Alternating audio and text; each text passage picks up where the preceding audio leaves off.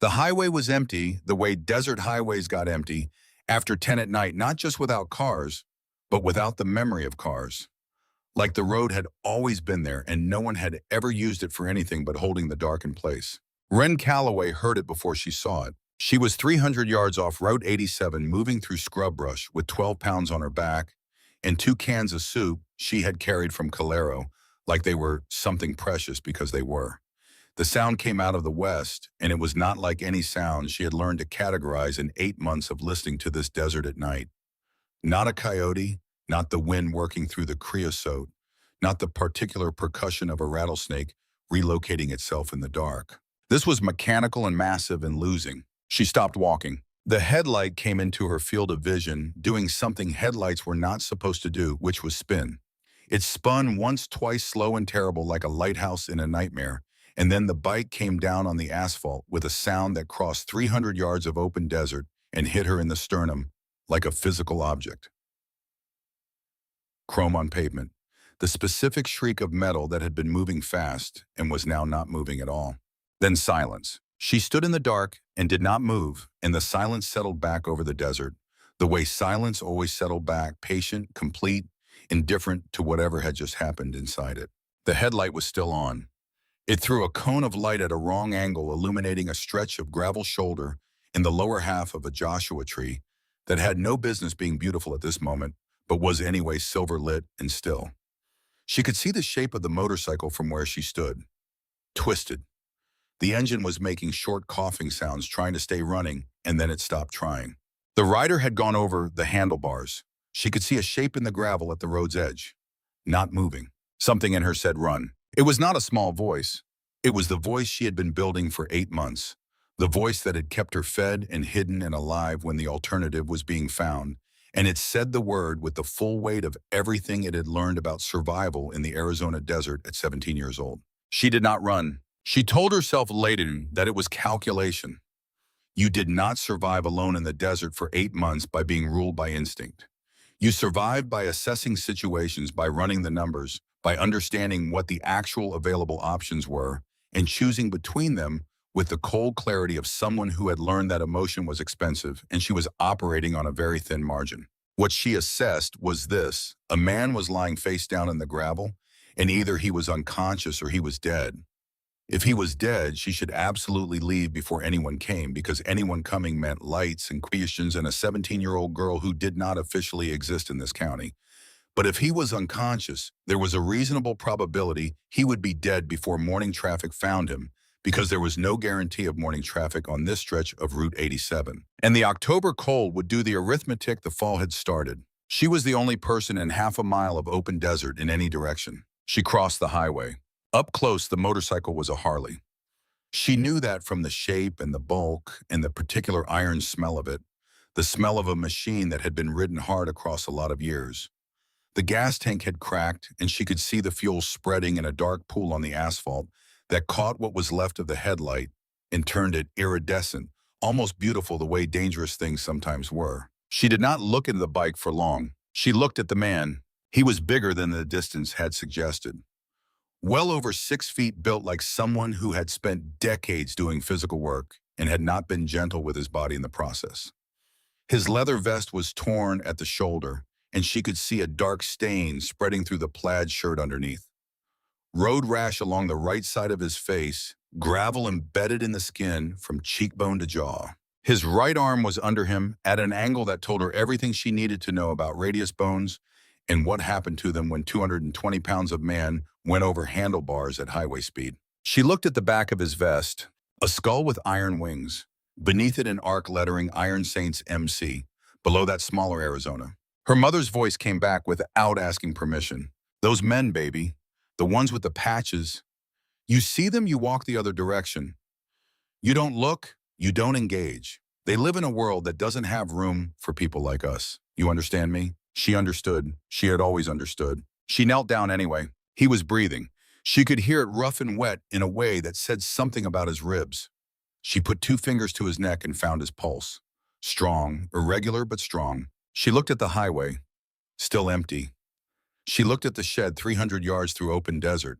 She looked at the man. She made the only calculation available to her. It took 40 minutes to drag him to the shed. She was not small. 5'7", lean and strong in the way that came from 8 months of carrying her own weight through rough terrain, sleeping on hard floors, rationing food with the precision of a person who understood that miscalculation had a physical cost. But he was enormous and mostly dead weight, and the desert floor was uneven in the dark, studded with rocks. She could not always see, and scrub brush that grabbed at her boots, and once memorably, at his vest in a way that stopped them both for 30 seconds while she worked the leather free. She nearly dropped him twice. Her arms were shaking by the end.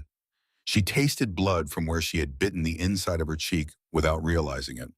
Her boots had raised blisters on both heels before she got the shed door open, working the rusted bolt with 2 fingers at the exact angle she had learned in the first week of September. She got him inside, she got him onto her sleeping bag. She sat back on her heels and breathed. The shed was what it had always been, a half-collapsed maintenance structure 300 yards off the highway, invisible from the road, half swallowed by red dust and scrub.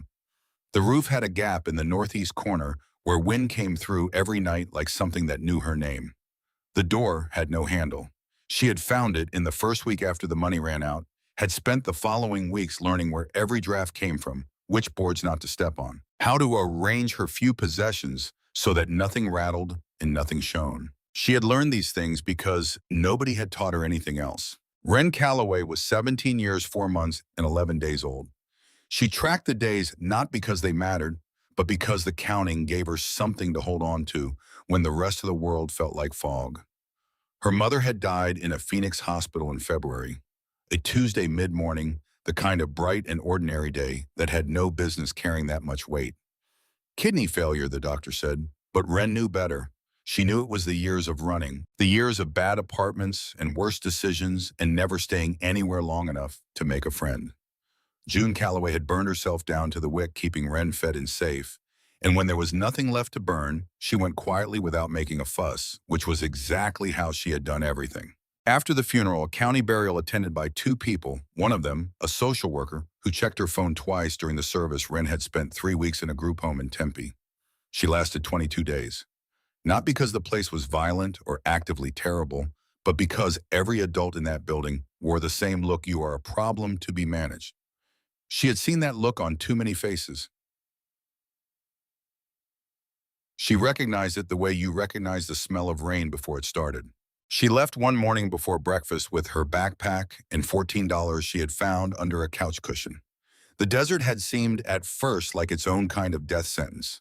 8 months later, she was still here. The trick she had discovered was structure. You had to treat survival like a job. Up before sunrise, conserve water. Know your food supply to the day. Walk only at dusk, and dawn stay off the roads.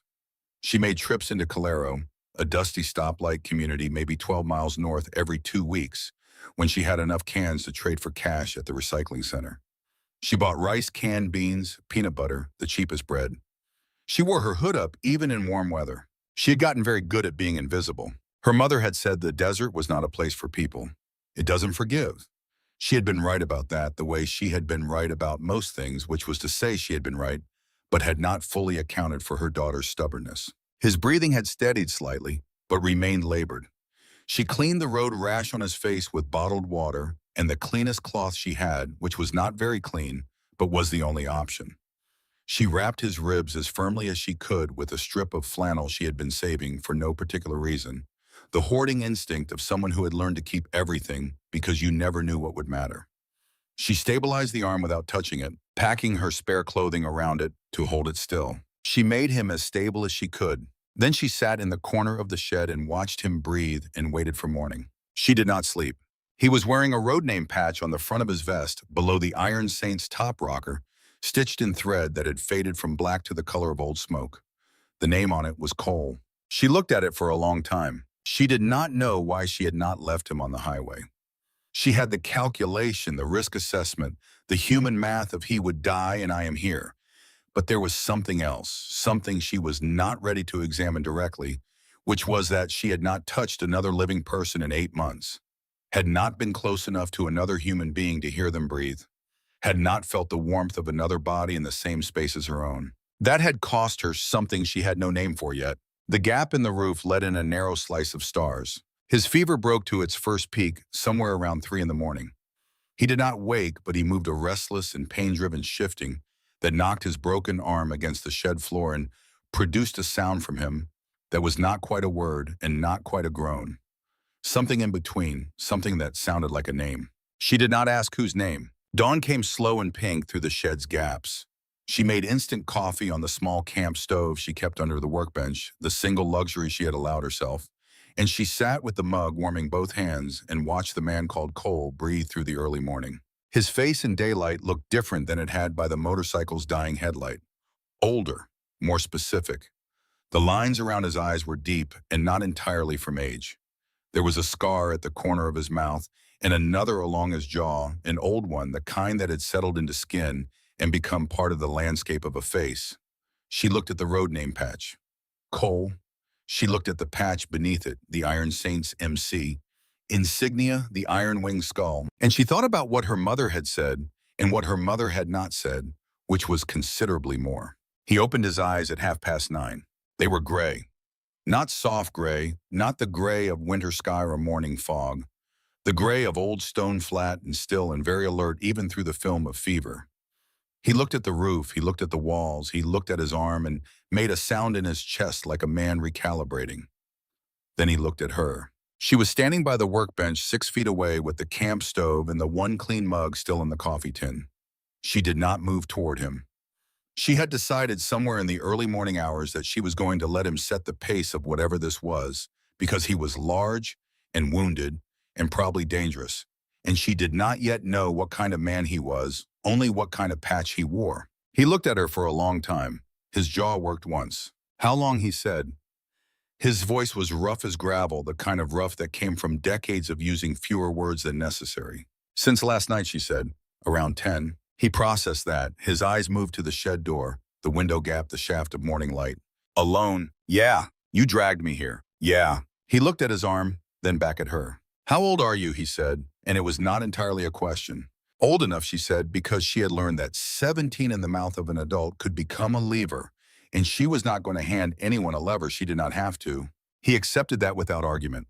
He closed his eyes for a moment, and she watched the pain move across his face, watched him take an inventory of what was broken and what was merely hurt, watched him file it and set it aside with the practiced economy of a man who had done this before. Water, he said. She brought it. She crouched 2 feet away and held the bottle out, and he took it with his left hand and drank in a long, even pull and handed it back. Thank you, he said. She sat back. Don't thank me yet. He almost smiled at that. Almost. It crossed his face like a rumor of something that had once existed and was not entirely gone. They stayed like that for a long moment, the desert outside doing its mid-morning quiet, the hour between cold and heat, when the air seemed to pause and take stock of itself. My bike, he said, still on the shoulder. I couldn't move it. She paused. I pulled your bags off it. They're in the corner. Figured your phone was in there. Probably cracked. Probably. She watched him. You haven't asked me who I am. No, he said. Most people would. Most people talk too much, he said, which was the most words he had strung together at once, and he said them with a certainty so unceremonious that she found herself almost smiling, a reflex she caught and held back, because she did not know this man yet, and her reflexes were not to be trusted. She brought him crackers and peanut butter, which was all she had that did not require cooking. And he ate methodically, not like a man who was hungry, but like a man who understood that the body needed fuel to do the work of healing and was providing it accordingly. Between bites, he asked if she had a phone. She told him no. He nodded. He asked about a way to get a message out. She told him about the pay phone in Calero. I'd rather you didn't, he said. My brothers will come looking when they don't hear from me. I'd rather they come quiet than have the county involved. He said it evenly, without edge, just logistics. A county call means questions I'm not in a position to answer cleanly right now. She knew something about not being in a position to answer questions cleanly. That worked for you, he said. For now, she said. The first day passed in a cautious silence that was, she realized, was some surprise, not actually uncomfortable. She moved around the shed, doing the small maintenance tasks that structured her days. Checking water supply, inventorying the food situation, patching the gap in the roof with a piece of tarp she had been meaning to deal with for weeks, blue and bright against the brown of the shed's weathered boards, the only new-looking thing about the place. He watched without commentary. He slept in stretches, hard and dreamless-looking, and each time he woke, she was there with water and crackers and silence, which seemed to be what he needed, or at least what she had to offer. It was while she was rearranging her things to make more room for him that she found the photograph. It had fallen from one of his saddlebags when she had stacked them against the wall. A physical photograph printed on matte paper, the edges worn soft with handling. The kind of photograph that was already becoming rare in a world that kept its memories on cracked phone screens. She almost did not look at it. Then she looked at it. Her hands went still. The photo was old, maybe 12, 15 years. It showed a gas station in desert country, the kind of gas station that had been a going concern 30 years ago, and by the time of the photo was surviving on habit and stubbornness.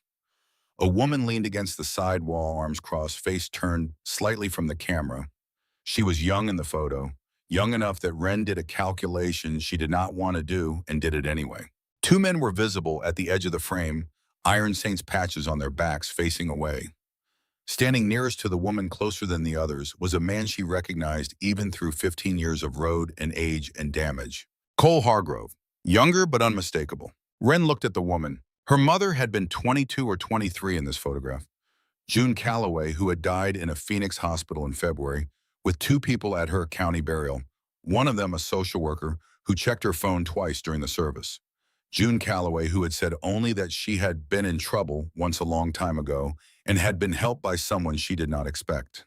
Who had surrounded that statement with the specific privacy of someone who had built a careful fence around something important and intended to keep it standing. Ren put the photograph back in the saddlebag. She sat very still for a long time. She did not tell him. Not yet.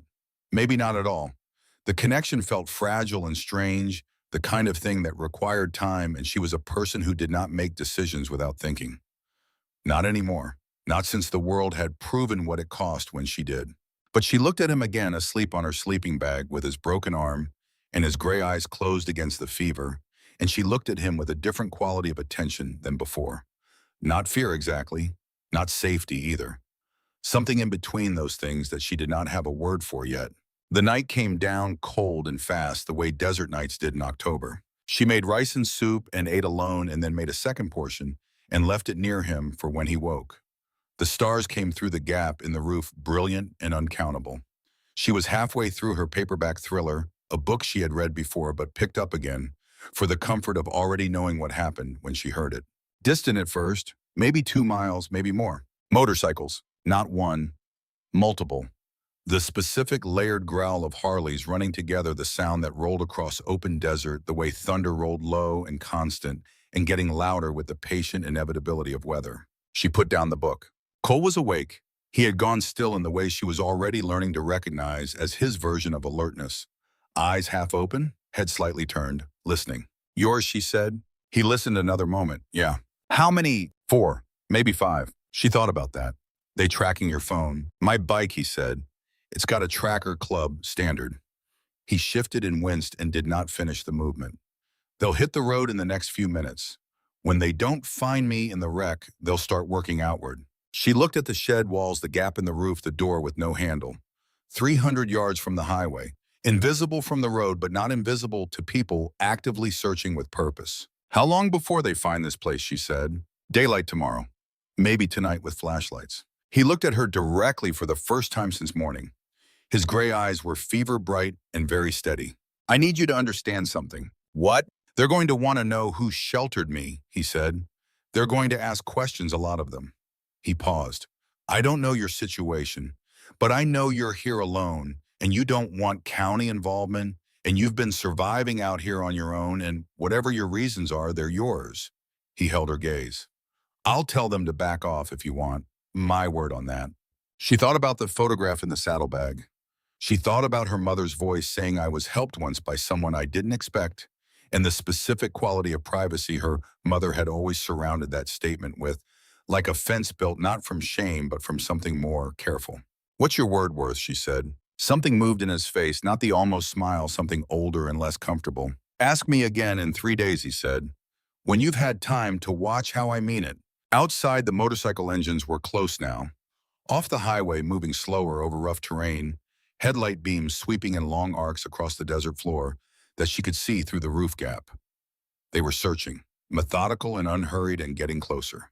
Wren sat in her corner and listened to the sound of the Iron Saints working the desert in the dark.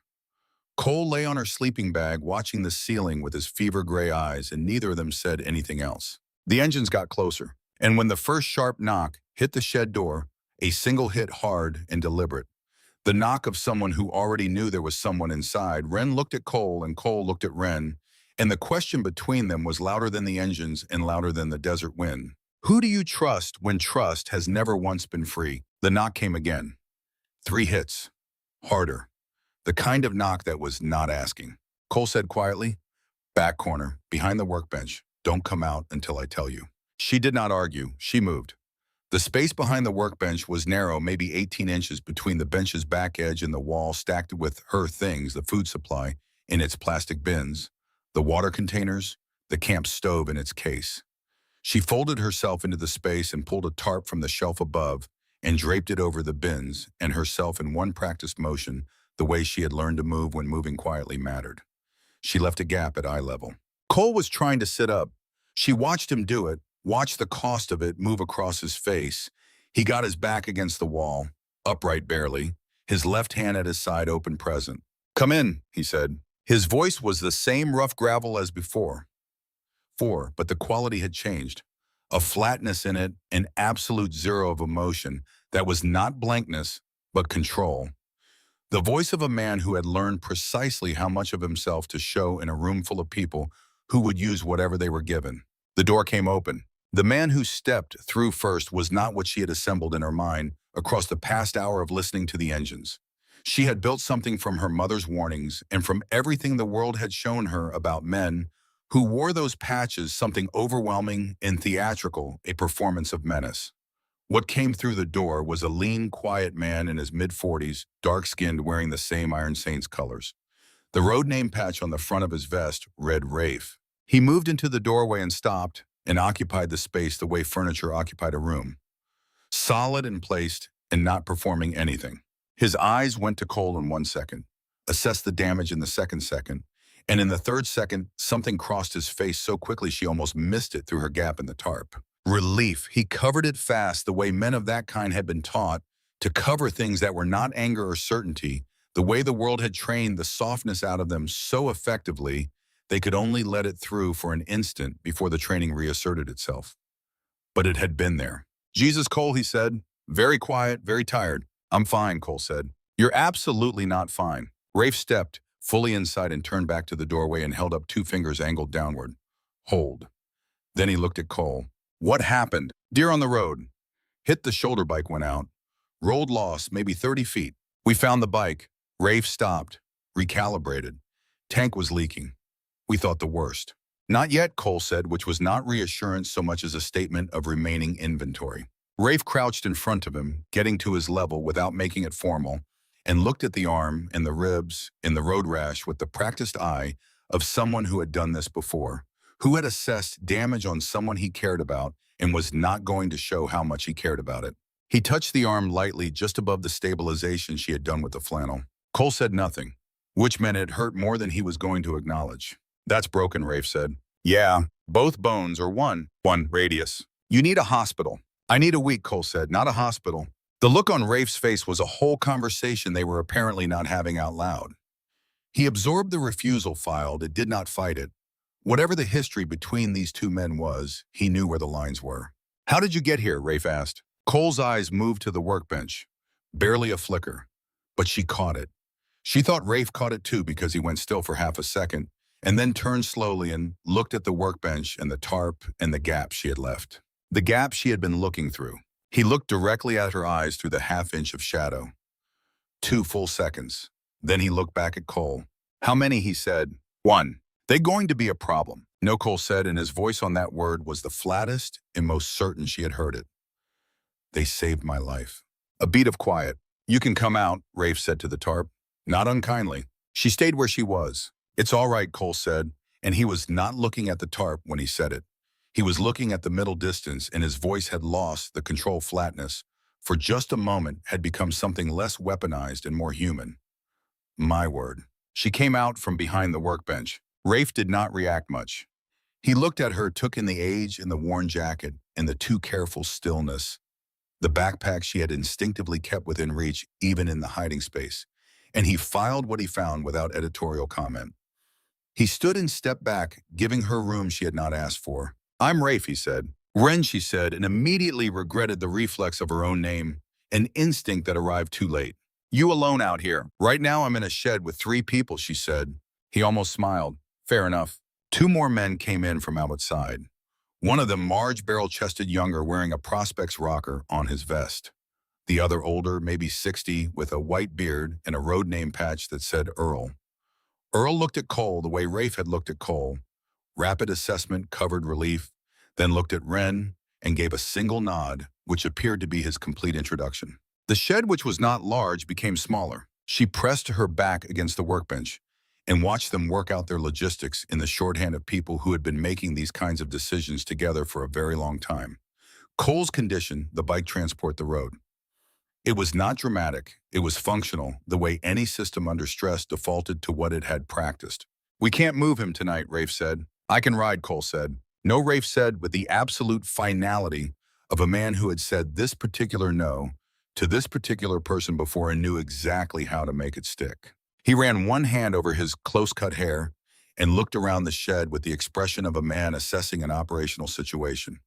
We camp. Earl and Nash can go back for gear. We'll stay through the week. Make sure he's stable. The prospect nodded. Wait, Ren said. Everyone looked at her.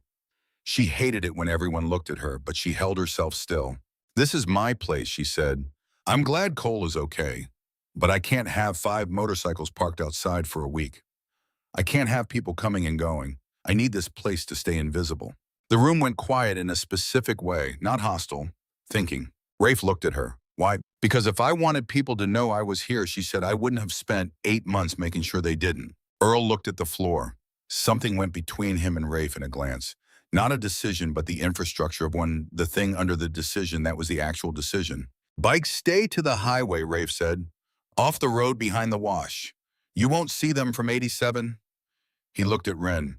2 men on watch outside, rotating. Nobody comes and goes without coordination. He paused. Good enough. She thought about whether there was a better option. Good enough, she said.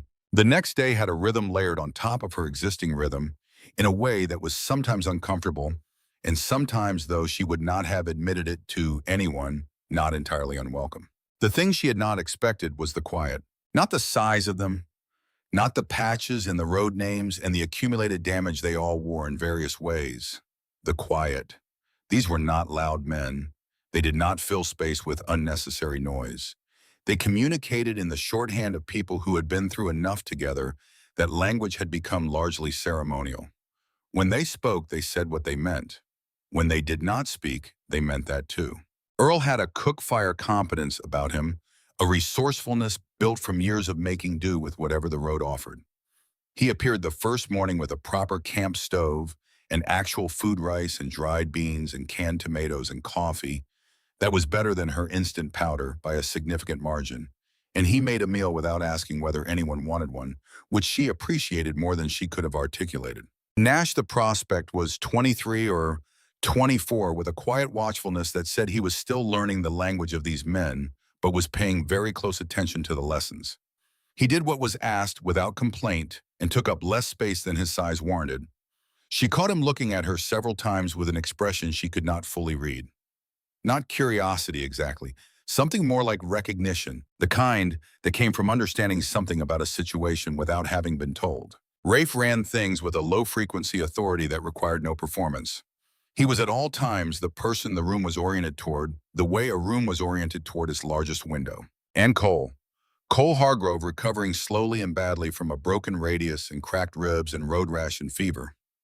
Who refused to stay still when staying still was what he needed. Who got himself from lying to sitting on the first day, from sitting to standing on the second, and on the afternoon of the second day worked himself to the shed doorway, where he stood in the cold looking out at the desert with an expression she recognized because she had worn it herself many times. The expression of someone who had been stationary too long and was feeling the cost of it in a specific restless grief. It was on the morning of the third day that she told him about the photograph. She had not planned to. She had been sitting with her coffee and her book while he recovered by degrees against the wall, and the photograph had been in her mind since the moment she had found it, and at some point the weight of carrying the silence about it exceeded the weight of the risk of saying it. She just said it. "I found a photograph in your bag," she said. He looked at her. "When I was moving your things, one of the bags came open." She set the book down on the workbench beside her. "There was a woman in it, leaning against a gas station wall. You were standing near her." She kept her voice level, the same level she used for everything, the level that kept things surveyable. He waited. "Her name was June," she said. "June Calloway." The shed went very quiet. Something happened in Cole's face that she had not seen there before. Not the pain management or the controlled nothing or the near smile. Something broke the surface and was immediately pulled back under with the effort of a man grabbing a rope. His jaw worked once. His eyes went somewhere distant, and the distance in them was not vacancy, but its opposite, a very crowded place he was keeping carefully off screen. "June," he said. "She was my mother," Wren said. "She died in February." The silence between them was long. Outside, the desert was doing its mid-morning stillness, the hour when the cold had released and the heat had not yet arrived, and the air itself seemed to pause. "I knew her," Cole said finally. The simplicity of it was freighted with everything it was not saying. He looked at Wren with the gray eyes that carried something she did not yet have a word for. "She okay before February?" "She was sick for a while," Wren said. "She handled it the way she handled everything." She stopped. Started again. "Didn't make it anyone's business." He nodded slowly. "That sounds like her. How did you know her?" He was quiet for a long time. "She waited. She was good at waiting. 14 years ago," he said, "she was in trouble.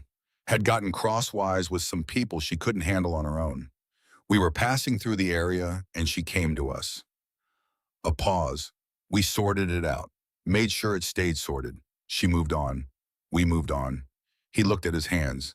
"I thought about her some over the years. Wondered how she made out."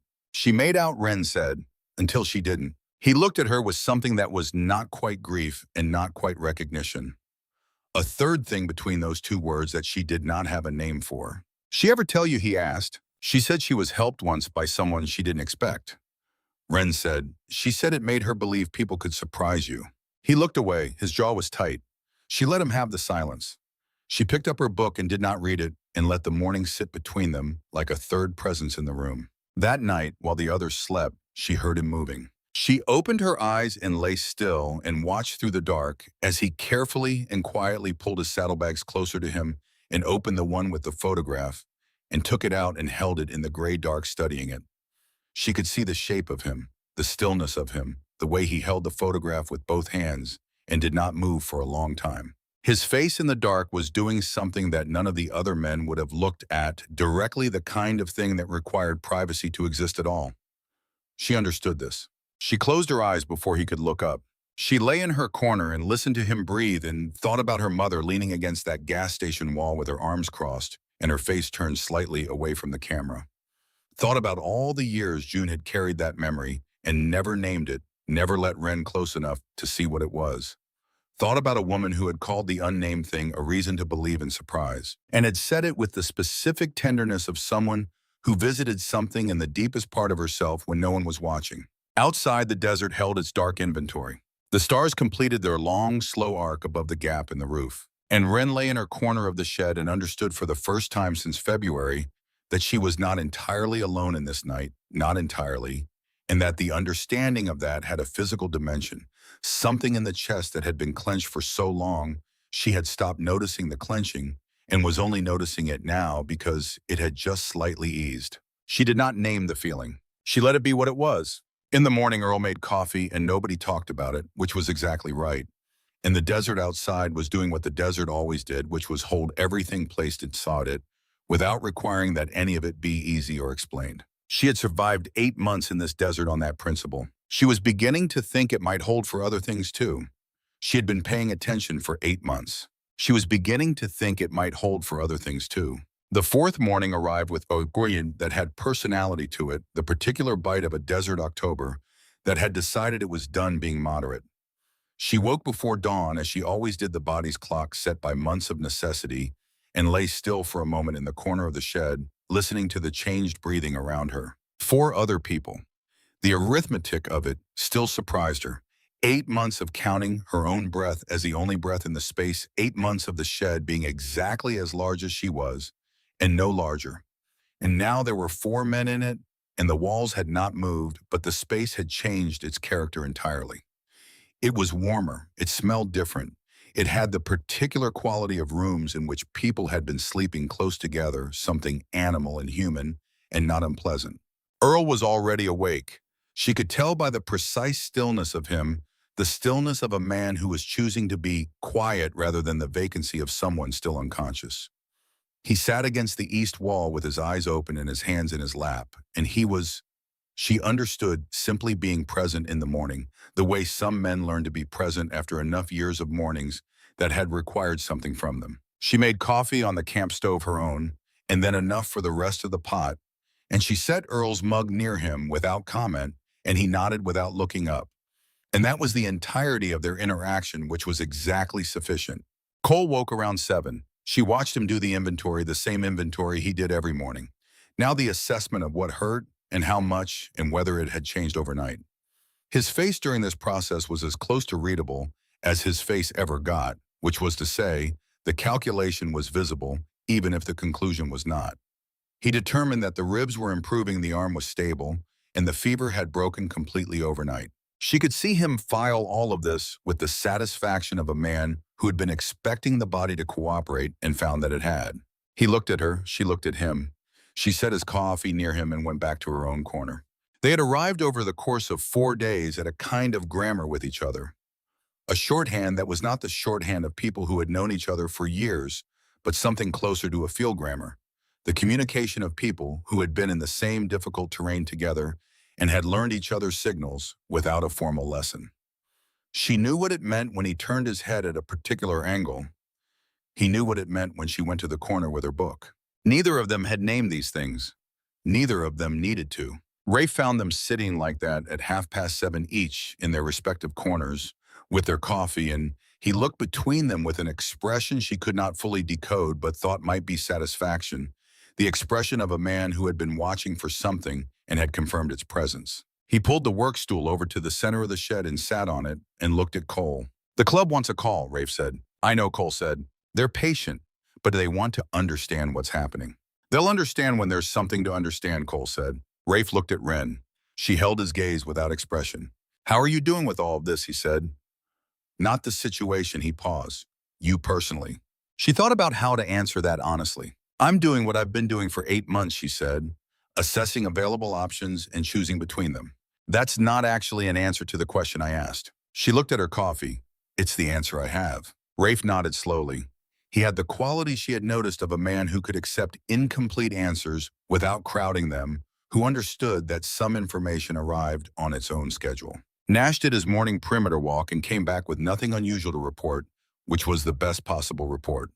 He made breakfast with Earl, a process that involved Earl doing the actual cooking and Nash staying out of his way, while appearing to assist, which seemed to be the established division of labor between them, and which produced eggs and toast that were significantly better than anything she had eaten in 8 months. She ate and did not speak, and nobody required her to speak, which was its own kind of communication. She realized in the middle of the meal, beginning to believe it. Not the situation, the people. She was beginning to believe that these men were what they appeared to be, which was people who had decided for reasons she was still assembling to be reliable. This was not a thing she had let herself believe quickly in 17 years of practice at not believing it. And the belief arriving now slowly and with reservations felt like something being set down after a long carry. Her arms hurt with the relief of it. She did not say this. She ate her eggs and let the morning be what it was. It was after breakfast, while Nash and Earl were running the bike situation through with Rafe, in voices too low for her to fully hear from the other side of the shed, that Cole said quietly and without preamble, "You're wondering what happens after." She looked at him. He was looking at the shed wall. "Everyone wants something," she said. "It's just about what?" "Yeah," he said. He was quiet for a moment. "I want you to have something real. I want the immediate problem to be addressed, and I want you to come out of it somewhere solid." He paused. I don't know exactly what that looks like, but I know what it doesn't look like, and it doesn't look like a placement with a man who has a Nevada holding company and a licensed agency that moved two girls outside the state system with no subsequent record. She knew that she said, I know you know it, he said. I'm saying it anyway, because some things need to be said out loud, even when both people already know them. She thought about that. Her mother had said something like it once in a different form. Words are how we agree that things are real, June had told her. Otherwise, everything is just thoughts you had alone in the dark, and thoughts you had alone in the dark have a way of getting away from you. She had been 7 years old when her mother said that. She had not fully understood it then. She understood it now.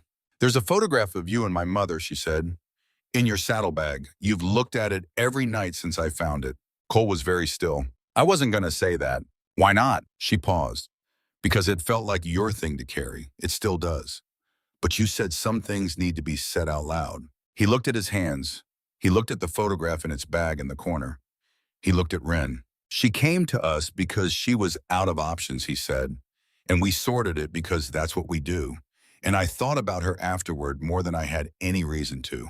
Not in a way I ever acted on. Just a thought that visited me sometimes.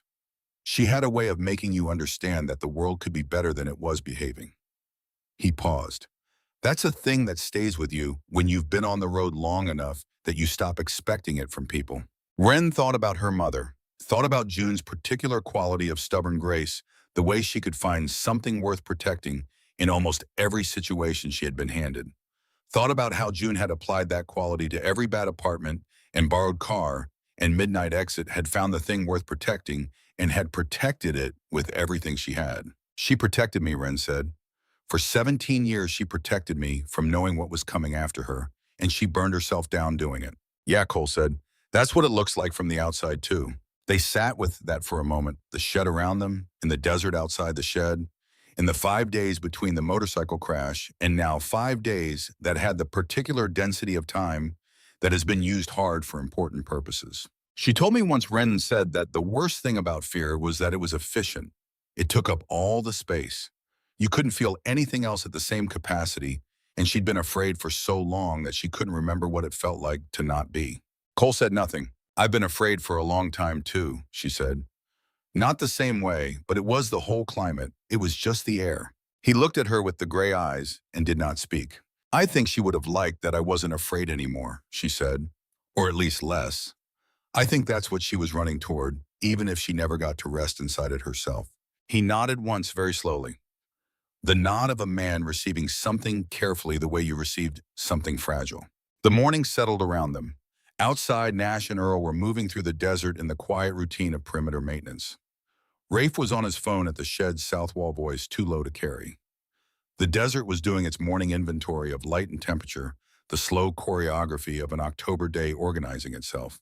She thought about the filing. She thought about Grant Vesh in Tucson with his folder of documents and his practiced calm about the emergency petition that was already in motion through the county court system, about the machinery of response that the Iron Saints had set in motion in 2 hours of organized quiet while she sat against the wall and watched it happen. She thought about the sound of Holt's truck turning around on the shoulder and driving north toward Calero. The 2-minute phone call, Steck's search grid, and what Steck intended when it found her, and what the placement agency meant for girls who didn't have anyone asking the right questions. She thought about the 2 girls with no subsequent state record. She thought about what her mother had been afraid of, and why, and for how long, and what it had cost. I need to be part of what happens next, she said. Cole looked at her. At the hearing, whatever Vesh needs. Not just someone who consents to proceedings. Someone who speaks. She looked at him directly. Those 2 girls are in a file somewhere. If I talk about the pattern, if I make it part of the court record, it becomes harder to contain. A referral to the AG's office becomes a different kind of referral when there's a minor in the room who named the structure out loud. You've been thinking about this since Rafe told us about the placements, Cole said. Since the moment he said 2 girls with no subsequent record, she said. Yes. He watched her with the focused stillness she had come to understand as his thinking face. The fast gears running behind the wall while the surface stayed calm. Vesh will need to know this, he said. Tell him, she said. And tell him I'm not a fragile witness. He doesn't need to manage what I say. He needs to give me the space to say it. Cole nodded once, not a small nod, a nod with weight in it. She went back to her book after that, and he went back to his recovery, and the morning continued as mornings did, patient and sequential and indifferent to the size of what was moving inside it. Outside, the desert ran to the horizon in every direction, enormous and old, and holding everything that had ever been placed in it with the same quiet impartiality. The shed sat at its edge, and the people inside the shed sat inside their decisions, and the October light moved across the scrub brush, and the red dust in its long, slow arc, and the day built itself toward afternoon. The way days always built themselves, one ordinary moment after another, until the sum of them became something that was not ordinary at all. Nash came back from the east perimeter before any of them had finished their morning coffee, and his face was carrying something that was not the usual Nash, not the watchful quiet of a young man still learning how to occupy the same space as men like Rafe and Earl. This was tighter, activated, the face of someone who had received information and had been walking back through the scrub for 10 minutes trying to decide what to do with it. He looked at Rafe first, then at Ren. "I need to say something," he said. The shed went still. Nash reached into his jacket and produced his phone and turned it so the screen faced the room. A missing person notice, the kind that circulated through county social services networks and sometimes made it into the hands of people adjacent to those networks. "My sister works for county welfare," he said. "She sends these to me sometimes. Asks me to keep an eye out." He paused. "I recognized you 2 days ago. I've been trying to figure out whether to say anything." Ren looked at the screen. She had seen versions of this notice before, had seen it in the window of the Calero grocery, in its earliest form had adjusted her approach to town accordingly. She had believed she was ahead of it. "The notice was updated," Nash said. 2 days ago." He scrolled down. "There's a secondary contact listed. It's not county, it's not social services." He read the name, Warren Steck. Wren's hands, which had been resting flat on her knees, went white at the knuckles. She knew that name. She knew it the way you knew the sound a specific door made when it opened wrong, a sound so particular your body learned to recognize it before your mind caught up. She knew it the way you knew the smell of an apartment you had left in the middle of the night with your mother's hand in yours, and one bag between you and a cab flagged from the fire escape. She knew it the way you knew the thing you had believed was finished and had never quite been able to convince yourself was finished. Warren Steck, who claimed to be a relative, who claimed a private guardianship arrangement. Nobody spoke. The camp stove made its small sounds. The wind came through the roof gap. Outside, the desert was doing its ordinary morning business of being vast and indifferent and present. Earl looked at Ren. "You know that name?" She breathed in. She breathed out. "My mother ran from him twice," she said. "The first time I was 4 years old. We went from Flagstaff to Tucson in the middle of the night, and she never told me exactly why. Just said we were starting over, and that starting over was something we were good at." She paused. "The second time I was 11. Mesa. She woke me up at 2 in the morning with my shoes already in her hand, and we were in a borrowed car before I was fully awake." She looked at the shed wall. She looked at her hands. She never said his name, not once in 13 years. She called him him, and the way she said it was enough that I never needed the name to understand what the word meant. Cole was looking at her with a quality of attention that was different from the assessing stillness she had come to recognize as his thinking face. This was something underneath that something foundational and very old moving behind the gray eyes. She found out what he was Ren said, whatever he was. She saw it clearly enough that she spent the rest of her life making sure I never had to. She found him once she continued. "When I was 14. She handled it, I don't know how. She wouldn't tell me, but after that she was different. Quieter. Like someone who had won a fight but knew it wasn't over." She stopped. She got sick about a year after that. Cole's jaw worked once. He looked at Rafe. Rafe was already out of the door, one hand on the frame, looking out at the desert with the expression of a man running calculations. "Make a call," Cole said, already thinking it. "Whoever we know in Maricopa who can pull a name and a filing without putting it on a searchable record." Rafe nodded once and stepped outside. Cole looked at Ren steadily. "You should have told me earlier. Not accusation, statement. I've been running from him for 17 years by not mentioning him to anyone," she said. "It's a practiced habit. It's relevant. I know that now," she said. He nodded. He let it go, which she noted.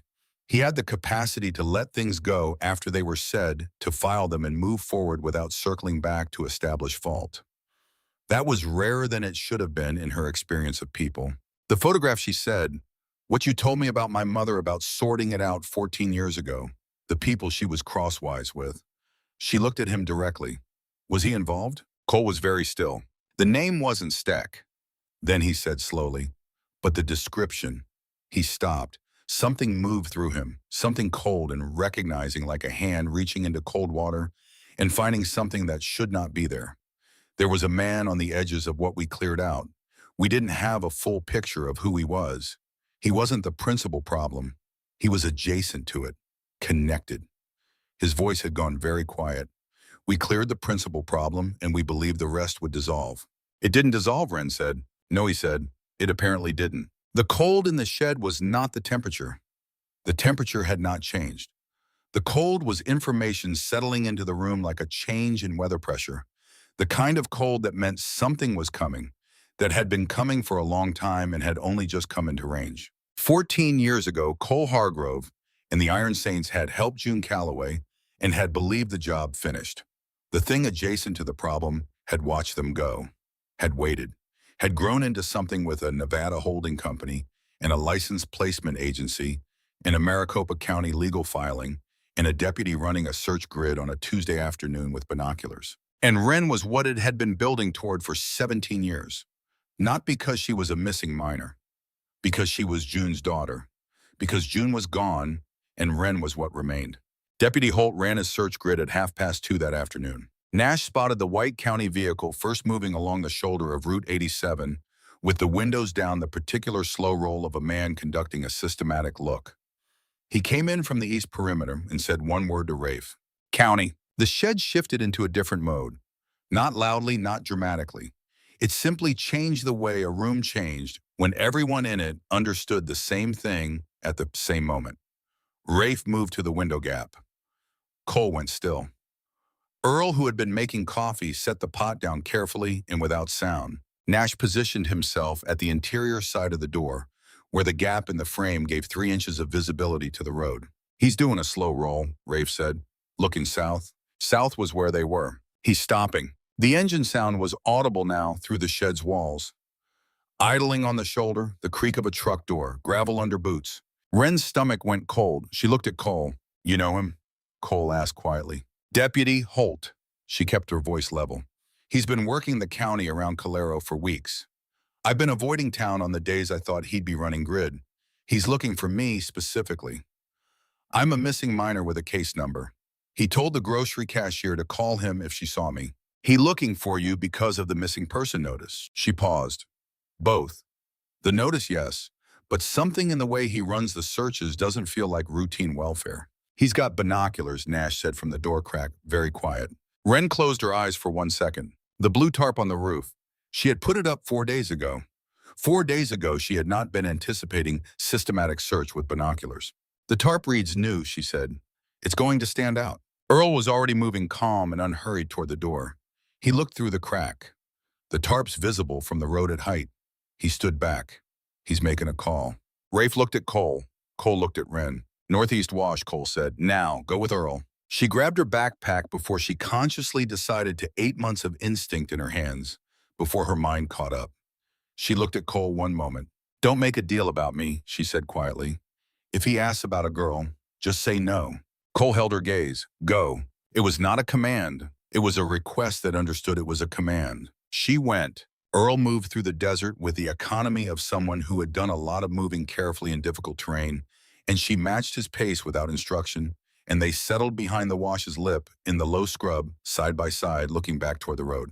From here, she could see the white truck on the shoulder. She could see Holt 40-ish with the specific physical confidence of a man who had been in one county his entire career and felt the rightness of that. He was standing on the shoulder with the binoculars sweeping slowly south. She could see the shed. She could see the blue tarp. Earl was very still beside her. He smelled like coffee and cigarette smoke, and the particular cold leather smell she had stopped noticing after the first day had simply incorporated into the background of the world. You do this a lot, she said barely above a breath. Heidi, he said at the same volume. Yeah, some. He was quiet for a moment. Because sometimes hiding is the most useful thing a man can do for someone who needs the hiding done. Holt lowered the binoculars. He stood on the shoulder a moment more looking south, then he moved back toward the truck. He did not get in immediately. He stood next to it looking at his phone, and then he made a call. She could see his mouth moving, but could not hear him across the distance. The call lasted 2 minutes. Then he got in the truck. The truck turned around on the shoulder and went back north toward Calero. She and Earl stayed in the wash for 20 minutes after he was gone. Neither of them spoke. The desert was very quiet. A hawk turned in wide circles overhead, hunting patient the only moving thing in the landscape for as far as she could see. When they got back to the shed, the mood had changed. Not loudly. The men were in roughly the same positions. But there was a pressure differential in the air, the way a room felt when a decision had been made in it. Rafe sat down on the work stool, which was the first time she had seen him sit. He put his elbows on his knees and looked at his hands for a moment. Holt made a call before he left, Rafe said. Our contact in the county dispatcher's office caught it. He was reporting a high-probability location to someone outside the county system. Outside social services, Earl said. Outside everything official, Rafe said. He looked at Wren. The secondary contact on your missing person notice. Warren Steck. Wren sat with that. Steck has money or he has leverage, Earl said from the wall where he had settled. Either way, he's turned the county into his finder service. Rafe pulled out his phone, but he made his call standing with his back to the wall, and he listened more than he spoke, and when he hung up, he had the tightened quality that meant the information was worth tightening about. Warren Steck, Rafe said. 49 years old, Scottsdale, address private. No public record of employment, but he has a registered holding company, Steck Asset Management Incorporated in Nevada with 3 subsidiaries. He paused. One of those subsidiaries is a licensed foster care placement agency. State certified. 3 years operational. 14 placements on record. He looked at Wren. All minors, all female, age range 14 to 17. The shed was very quiet. Our contact pulled the private complaint log for the agency, Rafe continued. There's a pattern. Placements being transferred rapidly between holding families, no consistent documentation paperwork that moves fast and doesn't leave clear trails. In another pause, and in this pause, he was managing something behind the delivery containing it. 2 of the 14 placements have no subsequent record in the state system at all. 2 girls, Cole said, no subsequent record, which means either the documentation was pulled or the girls were moved outside the state system entirely. Wren sat with the whole architecture of it, the legal filing, the guardian claim, the placement agency, the deputy with his binoculars on a Tuesday afternoon. She sat with the image of her mother waking her at 2 in the morning, with her shoes already in hand and the look on her mother's face in those moments. The look she had never fully decoded until now. Not panic, not fear, something colder and more specific than fear. Rage. Controlled, contained operational rage. The rage of a woman who knew exactly what she was running from and had channeled every ounce of it into the single sustained action of keeping her daughter out of its reach. He's a trafficking pipeline, Wren said. She said it in the flat desert daylight in a shed with 4 men who were looking at her with the focused stillness of men who had arrived at the same conclusion and were waiting for her to catch up, and saying it out loud made it real in a way that the knowing had not yet made it real. That's what the placement agency is. That's what the guardian claims are. He finds girls who aren't attached to anyone, gets a legal hold on them, moves them. Earl had set the coffee down. He was looking at the floor. Nash had a jaw made entirely of wire. Cole was looking at Wren with an expression she had not seen on him before. Not the near smile, not the controlled nothing, not the private grief he managed in the dark with the photograph. Something underneath all of that. Something foundational and very old.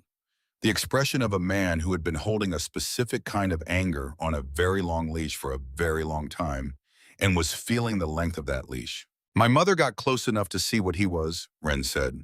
That's why he never stopped looking for her. She paused, and now she's gone. And I'm the only person left who can connect him to anything, even if I don't know exactly what I can connect him to. Your leverage, Rafe said. I'm a loose end, she said, which was more accurate, and everyone in the room knew it. Cole moved toward the door. Where are you going? Rafe said. Outside, I need a minute. Cole, I need a minute, he said again. And there was something in the word minute that was a different word than it appeared to be, and Rafe heard it and let him go. Wren watched the door close. Earl looked at Rafe. What's the play? Steck has a legal claim in process, Rafe said. He has a county contact. He has a search running. He raised his eyes to Wren. If Holt confirms this location and that call he made strongly suggests, he will then Steck will move through legal channels fast. Emergency guardianship, hearing county enforcement, and she gets handed to a certified state placement agency before anyone can contest it. He paused. Which means we have a window. It is not a large window. How large, Earl said. 48 hours. Maybe 72 if Holt is slow with his paperwork. We can move her, Earl said. Tonight. Moving her is temporary, Rafe said. Steck has reach. Moving her just moves the search. Then we go after the search, Earl said, and the way he said it was very quiet and had a particular quality that was not a suggestion. Earl, Rafe said. Just the name. Earl looked at his own hands. Nash cleared his throat from the door. He said it carefully the way young men said things in rooms of older men when they had something to contribute and were not sure of their footing. If someone files for guardianship first before Steck's hearing, and if that someone can demonstrate a legitimate connection to the minor, the court would have to adjudicate which claim takes precedence. He paused. That slows Steck down, forces him into a legal contest instead of a rubber stamp hearing. Everyone looked at Nash. He was looking at the empty space against the wall where Cole usually sat. Someone with a demonstrated connection to the minor, Rafe said slowly. A documented pre-existing relationship, Nash said. An established bond, photographs, witnesses, relevant history. The shed was quiet. Wren thought about the photograph in the saddlebag. She thought about Cole's voice saying, I knew her. Not long, not well enough. She thought about 14 years in a debt that had been running since a gas station in the desert and a woman who had believed that people could surprise you. She thought about Cole outside in the cold air, with his broken arm and his ribs and whatever he was doing with the minute he had needed. The door opened. Cole came back in. His face had resolved into something she had not seen before. Not the controlled nothing, not the management. It had the quality of a decision made so completely that it did not need to be announced. The kind of face a person had when they had already done the hard internal work and what remained was only the doing of it. He looked at Rafe. Nash is right, he said. Rafe was very still. You sure about this? Since about the second morning, Cole said. Cole, the charter, the road tradition. The club is going to have opinions about this. I know, he said. I know all of it. He looked at Wren. I also know what June asked me 14 years ago, and I know what I said. And I know I have been wrong about exactly one thing in 20 years on the road. This is what that looks like. He held Wren's gaze. I want to file. Fastest route available. He looked at Nash. Who do we know? Nash was already on his phone. What happened in the next 2 hours was the most organized thing Wren had ever watched a group of people do without apparent preparation. Rafe made calls. Earl produced from his saddlebags a folder of documents that turned out to include, among other things, a contact list for attorneys in 2 states who had provided services to the Iron Saints with discretion and without unnecessary questions. Nash researched filing timelines and county hearing schedules and spoke quietly to Rafe about the fastest available route. Cole sat against the wall with his broken arm at rest and watched it all happen with the expression of a man who has put something in motion that is larger than himself and has made peace with that. Wren sat beside him. Not because she had decided to, not as a statement of anything. She sat beside him the way she had moved through the desert for 8 months on instinct, on the information her body had been collecting for days, on something she did not have a word for, but recognized as the thing her mother had been trying to describe without naming it. Are you sure, she said quietly for only him. June asked me if I'd ever thought about stopping, he said equally quiet. I lied. I had thought about it. I thought about it the same night she asked, and I thought about it in the years after, and I always told myself the road was what I was, and what I was couldn't be different. He looked at his hands. You drag a man 300 yards through the desert and keep him alive through a fever and find a photograph and still don't run. He looked at her. That's a specific kind of person. I don't want that specific kind of person to disappear into a county system or into whatever Steck is. She breathed in, she breathed out. It doesn't fix everything, she said. No, he said, but it fixes the immediate thing. You handle the immediate thing first. She nodded. She thought about her mother. She thought about the way June had handled things. Not beautifully, not without cost, but completely. With the whole weight of herself. Rafe appeared above them. We've got Grant Vesh, Tucson. He can file an emergency petition within the hour and have it before a judge by tomorrow morning. He paused, then looked at Wren. He needs you to confirm a few things on record. Whether you're willing to contest Steck's claim, whether you'd consent to Cole's petition. It has to be your voice, not ours. She looked at Cole. He looked back. He did not nod encouragingly. He did not lean toward her. He waited because this was not his choice to make, and the understanding of that was visible in every inch of how he sat there, ready to absorb whatever she decided without needing it to go a particular way. She thought about 8 months. She thought about the rule. Don't let them find you. She thought about the 17 years before that, the apartments and the midnight exits and the cash-only everything, and the way her mother had looked at her, sometimes with a love so ferocious it had no outlet except the sustained effort of keeping them moving and keeping them hidden. Her mother had kept it a rule, had kept it so completely she had never let herself stop, never let herself put down roots, never let anyone carry the weight alongside her. And she had burned down to the wick. Wren was 17 years old and she was very tired. Get him on the phone, she said. Rafe handed her the phone. She held it and took one breath. Miss Calloway, the attorney said. His voice was brisk and professional, the voice of a man who had navigated complicated situations and charged a fair rate for it. I need to ask you directly, do you consent to Cole Hargrove filing an emergency petition for temporary guardianship on your behalf, with the express purpose of contesting the claim filed by Warren Steck? She looked at Cole. Yes, she said.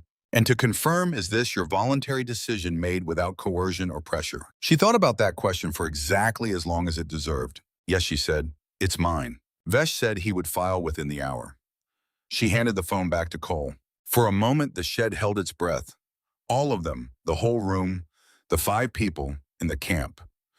Stove, and the gap in the roof and the desert outside, all of it balanced on the edge of something set in motion that could not be set back. Then Earl picked up the coffee pot. Then Nash's phone buzzed, and he looked at it and went very still. The stillness spread through the room the way stillness spread when it was carrying news. Nash looked at Rafe, then at Cole, then at Wren. She understood from the sequence that what was coming was about her, and that the sequence was him deciding how to say it. Talk, Cole said. Nash held up his phone. On the screen was an article from the Colorado County Courier posted 40 minutes ago. Minor sought in connection with welfare check. Club affiliation suspected. Iron Saints MC under inquiry for potential harboring. They know we're somewhere, Rafe said, already moving to the window gap. How, Cole said. Nash's jaw was tight. The cashier in Calero. I went in 2 days ago for supplies. He stopped. The pause was doing something terrible to his face. I was wearing my prospect patch. I didn't think it would connect, Nash, Cole said. Just his name, not angry, just the name. I'm sorry, Nash said. I didn't think it would. Enough, Rafe said from the window. His voice was not cruel, but had no room in it. That's done. What's next is what matters. He looked at the room. Ferris is going to run a full grid with county backup. We have maybe 4 hours, maybe less. The filing, Cole said. Filing won't stop a welfare check in progress, Rafe said. If they get to her before it's recorded, Steck's lawyer petitions for immediate interim placement at the agency pending the hearing.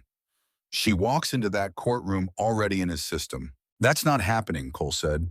His voice on those words was the controlled nothing taken to its absolute limit.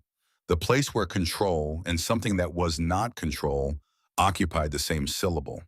He looked at Rafe, and Rafe looked back, and the argument that might have happened didn't happen.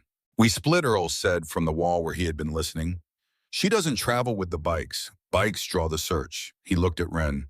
She goes on foot with one person southeast into the dark. The rest of us stay visible, lead the search the other direction. On foot to where Nash asked. Town called Hendricks, Earl said. 8 miles southeast. Got a motel, a diner, a payphone. 8 miles in 4 hours is manageable if you know the terrain. He looked at Wren. She thought about 8 miles. She thought about 8 months of legs built from desert and scrub and the fire roads nobody else used. She thought about all the miles that should have destroyed her boots and hadn't. Yes, she said. She doesn't go alone, Cole said. No, Earl agreed. She doesn't. He looked at Cole with the steady practicality of a man who was not going to soften what he was about to say. And it's not you. You can't run, can't carry, and you're the name on the filing. You need to be reachable. Cole looked at Nash. Nash straightened. His face was carrying the guilt of the prospect patch in the cashier and the newspaper article, carrying it in every line of his jaw. He had been carrying it since he walked back in from the perimeter. He looked at Cole and something passed between them. Something that was not an assignment, but an understanding.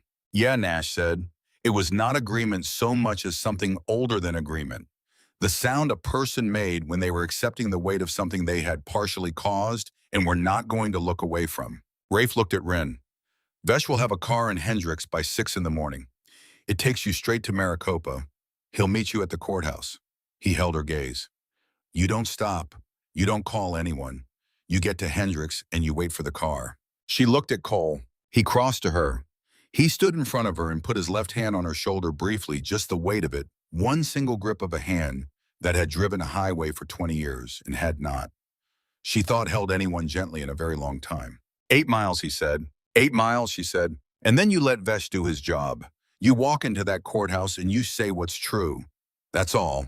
Just what's true. She nodded. He released her shoulder. He stepped back. He looked at Nash with the gray eyes and the specific quality of a man handing something he valued to someone he was choosing to trust. She comes back, Cole said. Not a request, not a command. The statement of a man who has decided what the world is going to be and is simply informing it accordingly. Nash met his eyes. Yes, sir, he said. She picked up her backpack. 8 months of instinct, it was already in her hands before she consciously decided to reach for it. She looked at Cole one moment. The inventory of two people who had spent enough days in a small space together to understand each other's weight in a room. Then she followed Nash out the door. She did not look back. She heard the Harley start behind her, staggered, deliberate, the Iron Saints making themselves loud and visible, and pointed in exactly the wrong direction. And the sound of them rose and spread across the desert night like something that had always been there, like the sound the dark made when it decided to be useful. She walked into the black with Nash's footsteps beside her. The 8 miles took 3 hours and 42 minutes. She knew the exact time because Nash had an analog watch, the kind that did not require charging, and he checked it at each mile marker they found on the fire road, weathered posts half consumed by scrub brush. He did not narrate the time. He just checked it and kept moving. She understood that checking was not anxiety, but discipline, the same discipline that had kept her alive for 8 months in the same desert. They did not talk much. The first 2 miles were silenced by mutual agreement, the necessary silence of people moving carefully in the dark through terrain that could turn an ankle without warning of listening for county engines and finding none. The grid was running north and west. She could hear it occasionally, the distant sound of vehicles on hardtop moving away. The Iron Saints were doing what they had said they would do. She held that thought without leaning on it too hard. Around mile 4, Nash said, I'm sorry about the patch. She kept walking. You didn't know. I should have been more careful. Yes, she said, because she was not going to pretend otherwise. But careful and perfect aren't the same thing, and I've done plenty of not careful in the last 8 months and survived it anyway. He was quiet for a moment. How long have you been out here? 8 months and 3 weeks. Alone the whole time. Until 5 days ago. He thought about that. She could tell by the quality of his silence that he was doing arithmetic and arriving at a number that sat in him uncomfortably. You're 17, he said. I'm aware. That's he stopped. Yeah, she said. They walked. The desert at this hour had its own quality of cold. Not the assault of midnight cold, but the settled, permanent cold of a temperature that had been achieved and had no intention of leaving. The stars were beginning to lose their sharpest edge at the eastern horizon, a barely perceptible softening that was the first suggestion of a day still 2 hours away. Her boots were good. She had bought them 6 months ago at the Calero thrift store for $8, and they had repaid that $8 many times over. She thought about that sometimes. Small competencies. The small competencies of a person who had learned to make good decisions with bad materials. Around mile 6, Nash said, Cole doesn't do this. She waited. Any of this, he said. He's been in the club 22 years. He keeps his distance from things outside the road. Not because he doesn't care, because. He paused. Earl told me once that Cole's version of caring was to stay away from things he thought he might break. That he thought that was the responsible approach. She walked for a moment. What changed? Nash was quiet for a few steps. He knew your mother, he said. But that's not. He stopped, started again. There are things he owes people from the road. Old debts. He carries a list of them. I've watched him run that list for 2 years. Another pause. The way he looks at you isn't debt. She did not answer that. She did not have an answer that was ready yet. Mile 7. The fire road crested a shallow rise, and on the other side, 2 miles out, she could see the lights of Hendrix.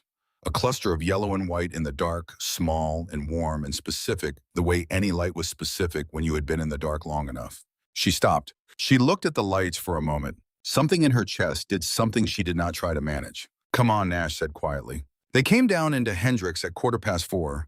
3 blocks of Main Street, a gas station closed, a hardware store, closed a diner open. Because diners in small desert towns were always open, because there was always someone who needed to be somewhere before the rest of the world was ready.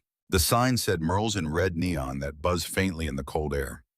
Through the window, she could see a counter with 4 stools and a woman behind it with gray hair and the kind of face that had poured coffee at 4 in the morning for 30 years without making it anyone else's problem. They went in. The warmth of the diner hit her like a physical thing. Not hot, just warm, the particular warmth of a place that had been heated by a working kitchen and the presence of human beings for decades. It smelled like coffee and bacon fat and something sweet from the pie in the glass case by the register. The woman behind the counter looked at them without alarm. She had the equanimity of someone who had seen everything 4 in the morning could produce and had decided to receive all of it with equal hospitality. "Coffee," she said. "Please," Nash said. They sat at the counter. The coffee arrived in heavy ceramic mugs, and Wren wrapped both hands around hers and felt the heat move into her palms and up into her wrists. Something that had been clenched since the shed, since the newspaper article, since Nash saying the name Warren Steck out loud in the half-dark, something loosened one notch. Not safe. Not yet. But less in the dark than she had been. Nash's phone showed 4:43. Vesh's car would be here at 6. An hour and 17 minutes of sitting with hot coffee in a warm diner while the desert held whatever it was holding and the hearing was 4 hours away in Maricopa. Nash's phone buzzed. He checked it. Rafe's contact got the names he said. The 2 girls with no subsequent state record. Names, ages, last known, placements, dates.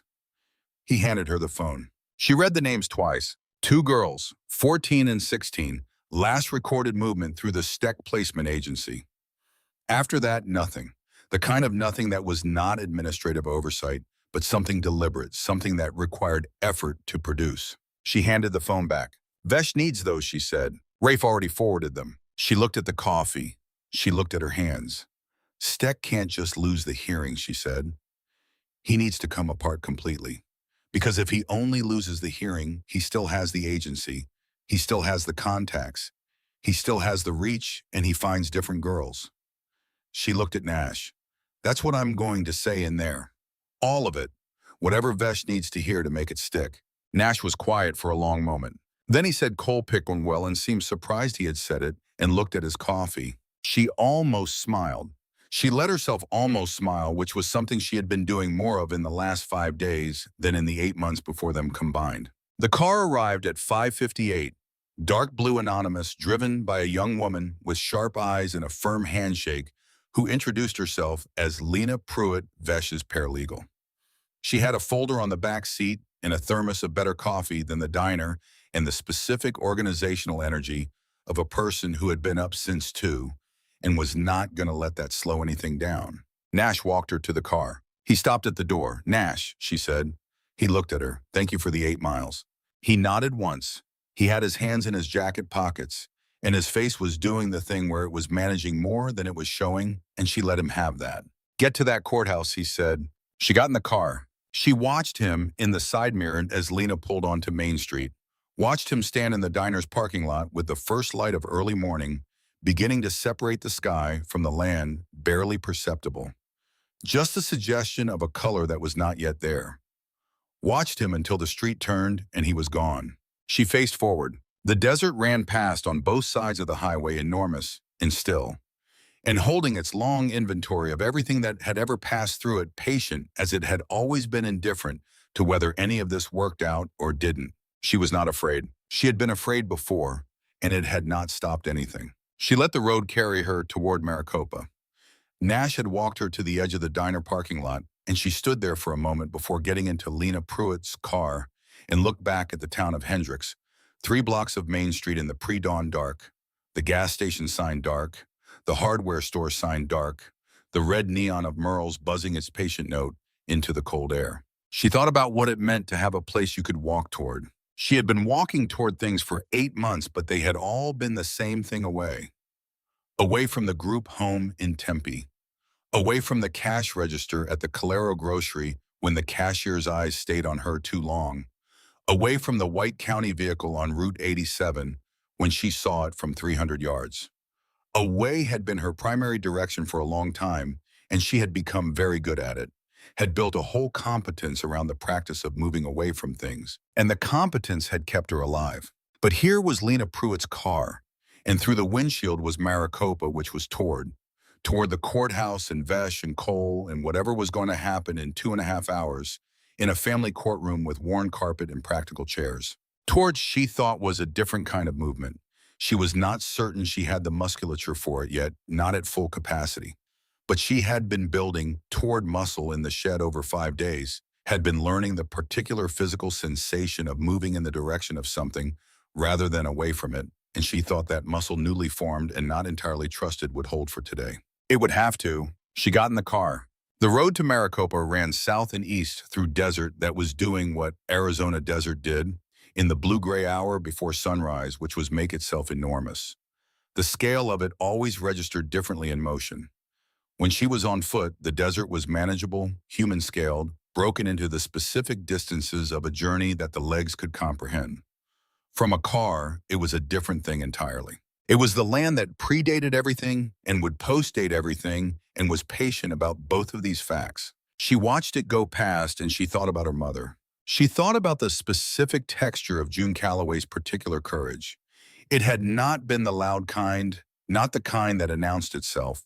It had been the kind that kept showing up in the same place every morning, regardless of the cost, the kind that set shoes out the night before just in case that cashed the number of the downstairs neighbor who had a car that kept $20 in a different pocket from the main wallet.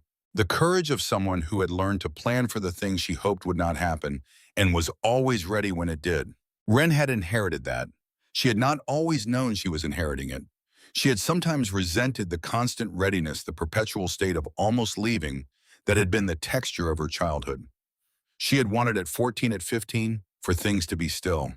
To stay somewhere long enough that she knew the name of the 3 houses down and the schedule of the school bus and the birthdays of people she was going to see again next year. She had not had that, but she had had the readiness. She had the shoes by the door and the bag already packed in the sense of what the next move was before the current move was finished. She had the $20 in the different pocket. She had it so deeply that when the moment came, when she had found herself alone in the desert with a motorcycle crash victim and 40 minutes to make a decision, the decision had been made before she consciously knew she was making it. Her mother had given her that, not as a choice, but as a fact of her life. Wren had learned it the way you learn the things you absorbed through childhood without selecting them, and she had carried it into the desert and it had kept her alive, and now she was carrying it toward a courthouse, and it was going to have to do a different kind of work. The kind that moved toward things. She thought she could do that. Lena Pruitt drove with the economical focus of someone who had been in motion since 2 in the morning and intended to stay in motion until the job was done. She had offered coffee from the thermos at the start and not offered conversation, which Wren appreciated. Some people understood that silence was a form of respect, and some people didn't, and Lena Pruitt was one of the ones who did. The sky was beginning to lighten at the eastern edge of the horizon. Not sunrise yet, but the preparation for sunrise, the sky agreeing in principle to what was coming. Wren watched it for a while and thought about the 2 girls. 14 and 16 last recorded movement through the Steck Placement Agency, nothing after. The kind of nothing that you had to work to produce. The kind that required someone to make a decision about what got documented and what didn't. What was left visible in the system and what was allowed to disappear. She was going to name that in court today. She was going to stand up in a room with worn carpet and practical chairs, and she was going to name it out loud in the presence of a judge who had the authority to refer it to the kind of investigation that did not stop until it found what it was looking for. She was 17 years old, and she was going to do that. She thought her mother would have understood the satisfaction of it. Not pleasure exactly, not in a situation involving 2 girls whose whereabouts were unknown, but the particular quality of satisfaction that came from being exactly the right person in exactly the right place to do a thing that needed to be done and being ready to do it. Her mother had been that person once in a desert gas station 14 years ago when she had walked up to a group of Iron Saints bikers and told them what she needed. That decision, that one moment of choosing toward instead of away, had set something in motion that had come through 14 years of running and grief and sickness in a February hospital room and 8 months of desert survival to arrive at this car on this road on this morning. Everything had started with June deciding to trust. And now Ren was going to finish it. She watched the horizon lighten, and she let that be what it was. Not comfortable, not easy, not the absence of fear. She had been afraid since she was 4 years old, and there was no reason to believe that fear had finished with her. But afraid and ready were not mutually exclusive. She had learned that in the desert. You could be afraid of the cold and still build a fire. You could be afraid of going into town and still go into town when the rice ran out. You could be afraid and still be the person who needed to be there. She settled back into the seat and let the desert run past and let the morning build toward what it was going to be. The courthouse parking lot was half empty at 8:37. A Tuesday morning in October, the machinery of the court system turning at its own pace, indifferent to the particular weight of what was scheduled for courtroom C at 9 o'clock. She got out of the car and stood in the parking lot for a moment and felt the cold of the morning on her face and the solid ground under her feet, and then she picked up her bag and went inside. Vesh was waiting at a table in a corridor outside the courtroom. He had a coffee from somewhere, and he offered her one, and she took it, and they stood across from each other, and he looked at her with the assessing directness she had noticed when they spoke on the phone, the look of a man deciding what approach a particular person required. He seemed to decide she did not require softening. He laid out the case in clean, efficient lines. She listened and asked 2 questions, and he answered both without hedging, which she respected. When he got to the part about the fraudulent documentation, she saw the shape of the argument and the shape of the document's vulnerability, and she understood why Vesh had wanted these particular facts in this particular order. He was building a structure, and the structure would hold because the math did not support the document. And the math would not support the document because whoever had prepared it had made an error that was not recoverable. The notary date, 14 months before the hearing, June 11 months dead. The notary license suspended 14 months ago. Whoever had prepared the document had not checked the dates carefully enough or had not imagined that someone would check. They had imagined they were dealing with a 17-year-old girl and a biker in a family court that processed 50 cases a week and did not have time for deep scrutiny. They had been wrong. She told Vesh that she intended to speak about the placement pattern when the judge gave her the opportunity. He looked at her for a moment without speaking, and she could see him deciding whether to tell her to leave that to him and deciding correctly that she was not going to be told that. "I need the space to say it," she told him. "I know the shape of it. I've been thinking about it for 3 days. I'm not going to say anything that isn't true or that doesn't serve what you're building, but the 2 girls need to be named by someone who understands what their absence from the state record means." Vesh looked at her for another moment.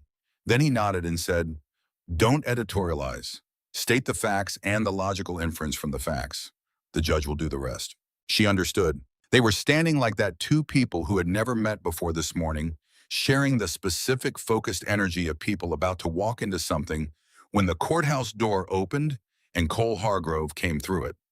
The Maricopa County Family Court building was smaller than she had built it in her mind. She had assembled something imposing during the 2-hour drive, the architecture of official power marble and fluorescence and the performance of authority arranged to remind you how small you were. What Lena Pruitt pulled up to at 8:37 in the morning was a building that looked like it had been designed to process a high volume of difficult human situations efficiently, which was exactly what it was. The carpet inside was worn at the approaches. The chairs were practical. The windows were high and let in a flat, equivocal morning light that did not take sides. Grant Vesh was already there. He was compact early 50s, with the pressed intensity of a man who slept briefly and worked consistently and had made peace with that arrangement a long time ago. He shook her hand and looked at her directly, and she had the sense of being assessed in real time, of him deciding in the span of a handshake how much runway she needed. Whatever he found, he seemed to decide the answer was not much. "You've read the filing," he said. "Lena walked me through it on the road," she said. "Good. He had a folder open on the table in front of him, and he laid the case out in clean, unornamented lines. Steck's claim rested on a private guardianship arrangement June Calloway was alleged to have entered into before her death. They would demonstrate that no such arrangement existed in any documented form, that Steck had no biological or legal connection to Wren, and that the claim was fraudulent on its face. They would also introduce the evidence regarding the placement agency and request the court refer the matter to the state attorney general's office for investigation. The two girls, Wren said. Yes. Is that enough to stop him completely? Vesh looked at her steadily. The referral will trigger an investigation that Steck cannot contain. The hearing today is about you. The investigation is about everything else. He paused. But yes, together they are enough. She nodded. One more thing, he said, and said it carefully with the precision of a man who had been choosing words for a living for 30 years. The judge will ask you directly what you want. Not what Cole wants, not what I recommend. What you want. He held her gaze. I need you to know your own answer before we walk in. She thought about this question. She thought about it the way she thought about important questions, not performing the thinking, just doing it quietly without machinery. She had known her answer since the shed. I know my answer, she said. Cole arrived at 8:52. He came through the courthouse door with Rafe on one side and Earl on the other, in the unconscious positioning of men who had spent years managing each other's vulnerabilities without making a production of it. He looked like the far side of a very long night. Whatever the Iron Saints had done with the county grid, it had cost something physical. And she could see the cost in the controlled economy of how he moved the broken arm held close, the careful management of his breathing around the cracked ribs. He had cleaned up somewhere. The road rash on his face had been properly dressed, and he was wearing a different shirt cleaner. But the damage was still visible, and she thought it always would be on a face like his, a face that had stopped pretending it hadn't been through things somewhere between the shed and this hallway. He saw her. He crossed the hallway, and Rafe and Earl tracked him at the exact right distance, the distance of men who had mastered the understanding of when to give space through years of hard practice. He stopped in front of her. He looked at her for a moment with the eyes that were not managed and were not blank, that were simply what he looked like when he was not protecting anything. 8 miles, he said. 8 miles, she said. You good? I'm good. She paused. You been worse, he said, which she understood was the most positive statement available in his vocabulary regarding his own condition. Rafe appeared at his shoulder. Steck's here. His attorney arrived 20 minutes ago. She looked past Rafe toward the far end of the hallway. Warren Steck was 50 years old, well-maintained in the way of men who had money, in the habit of control with the specific quality of stillness that came not from peace, but from confidence in his own power. He was conferring with his attorney in the low, purposeful way of people who have done this before and expect to do it successfully again. She had seen him once, not in person, but in a photograph her mother had kept folded inside a library book. A photograph Wren had found after June died, going through the apartment with 2 garbage bags and the particular hollowness of a person sorting through what remained of a life. She had looked at that photograph for a long time and then burned it in the building's parking lot dumpster because keeping it felt like keeping something contaminated inside the place where she slept. She looked at him until he felt it and looked up. When his eyes found hers, something crossed his face. Not surprise, he was not a man who surprised easily, but recognition, and underneath the recognition, something else.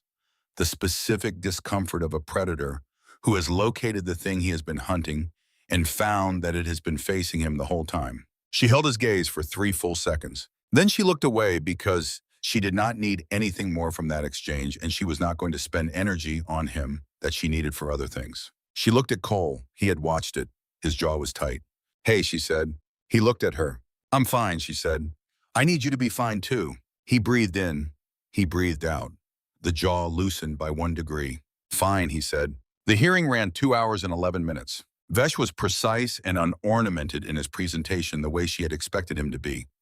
He laid the argument in clean lines, no theater, just the architecture of the case made visible. The absence of any documented agreement between June Calloway and Warren Steck.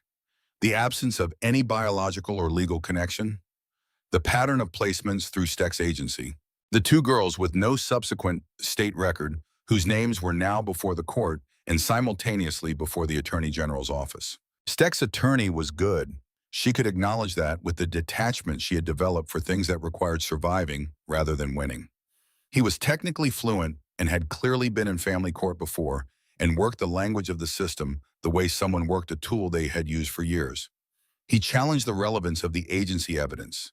He argued that the pattern Vesh described was consistent with legitimate administrative complexity in the foster care system. He was building a reasonable doubt structure around everything brick by careful brick. Then he produced a letter, a document he said signed by June Calloway 18 months before her death, establishing a guardianship intent in favor of Warren Steck in the event of her incapacitation or death. Notarized witness filed through a private attorney in Maricopa County. The room shifted. Vesh examined the letter. He read it once. He set it down. He looked at the judge with the flat, careful precision of a man who had been waiting for exactly this. Your Honor, he said, the notary stamp on this letter corresponds to a notary public whose license was suspended 14 months ago. He paused.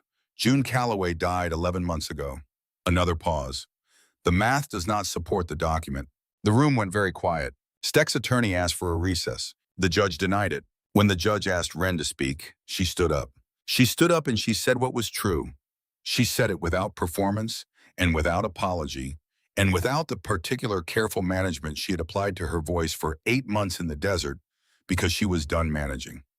She was done calculating how much of herself to show in rooms full of people who might use what they were given. She said she had never heard the name Warren Steck from her mother directly, but she understood from her mother's actions across 13 years exactly what the name represented. She said she was 17 years old and she was not going to pretend she could not assess her own situation. She said that Cole Hargrove had a documented connection to her mother stretching back 14 years and a demonstrated willingness to provide stability and care that she had witnessed directly over 5 days in circumstances that were not easy circumstances. She said the placement agency was not a foster care operation. She said the pattern Vesh had described was not administrative complexity. She said 2 girls with no subsequent record in the state system were not a coincidence and were not paperwork. They were people, and whatever had happened to them had happened inside a structure Warren Steck had built and maintained for years, with the specific intention of making girls like them disappear without anyone asking the right questions. She said her mother had spent 13 years protecting her from knowing what that structure was. She said the least she could do was finish what June had started. Then she said the things she had known she needed to say since the diner in Hendricks, since the car ride, since the moment she had understood the full shape of what her mother had been running from and what her mother had been running toward. What I want, she said, is to be somewhere that feels like the beginning of something instead of the continuation of a pattern that was never mine to begin with. She paused. My mother spent her whole life moving. I think she would have wanted me to stop. She sat down. She did not look at Steck. She looked at Cole, who was looking at the table in front of him, with the expression of a man holding himself together with the specific care of someone who has cracked before and does not intend to crack in a courthouse. The judge deliberated for 22 minutes. The ruling was complete and unambiguous. Steck's claim was rejected. The fraudulent documentation was referred to the county district attorney. The placement agency was referred to the state attorney general for immediate investigation with a supplemental note that the court found the pattern of placements troubling and worthy of urgent attention. Emergency temporary guardianship was granted to Cole Hargrove, pending a full hearing in 90 days. When the gavel came down, the sound of it was very small and very final, the way small sounds were when they carried the weight of large decisions. She sat with it for a moment. Then she looked at Cole. He was looking at her.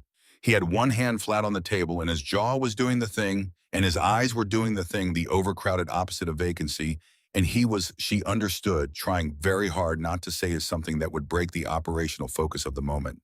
He didn't say it, which was right, which was the exactly right response, because there was nothing to say that the moment had not already said more completely. She watched Steck being escorted from the room.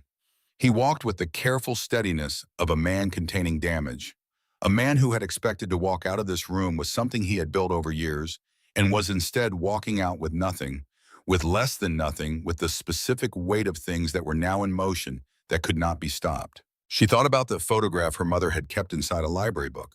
She thought about June folding it with careful hands and sliding it between pages, visiting it sometimes when no one was watching, carrying the memory of a gas station, and a man who had helped her as evidence that the world could be different than she had learned to expect. She thought about Steck hunting her mother for 13 years. She thought about every apartment, every midnight exit, every borrowed car. She thought about the way June had built an entire life around a single refusal, the refusal to be found by something that had no right to find her. And then she understood the shape of it, the full shape, the one she had been circling since the shed. Steck had started looking for Wren because June was gone and Wren was the last loose end. He had thought finding Wren would close something, would complete something, would give him the control he had been denied for 13 years.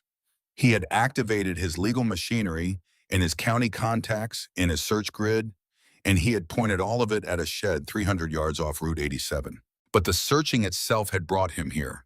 The hunting had led to Cole, had led to the filing, had led to this courtroom and these names and a referral to the state attorney general that would not close, would not stay quiet, would not stop until every placement in his files had been examined and every name accounted for.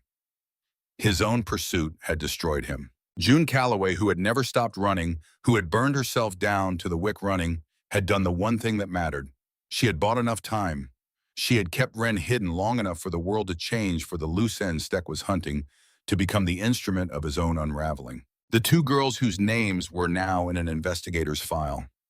That had started with June, with a woman in a gas station in the desert who had come to people she did not expect to help her and had believed in the possibility of surprise. That was where this had started 14 years ago, and today was where it was completing. Wren sat with that for a moment in the quiet of the emptying courtroom. Then she looked at Cole, who was still looking at the table, and she said quietly, "She started this." He looked up. 14 years ago at that gas station. She came to you because she had seen what Steck was, and she needed help, and she believed someone would help her. She paused. Everything that happened today started there, with her deciding to trust. Cole was very still. "She started it," Wren said. "I just finished it." He looked at her for a long time with the gray eyes, and in that moment they were not stone at all, but something that had been stone for a long time and had decided quietly and without announcement to be something more permeable. He nodded once, very slowly, the nod of a man who understood the full weight of what he had just been told. In the hallway afterward, Earl was already holding coffee in paper cups, actual good coffee from somewhere, and he held one out to Wren without ceremony, and she took it without asking where he had gotten it because that was how Earl operated. Nash was standing against the wall with his hands in his jacket pockets and his face finally free of the guilt he had been carrying since the parking lot. Something had resolved in him.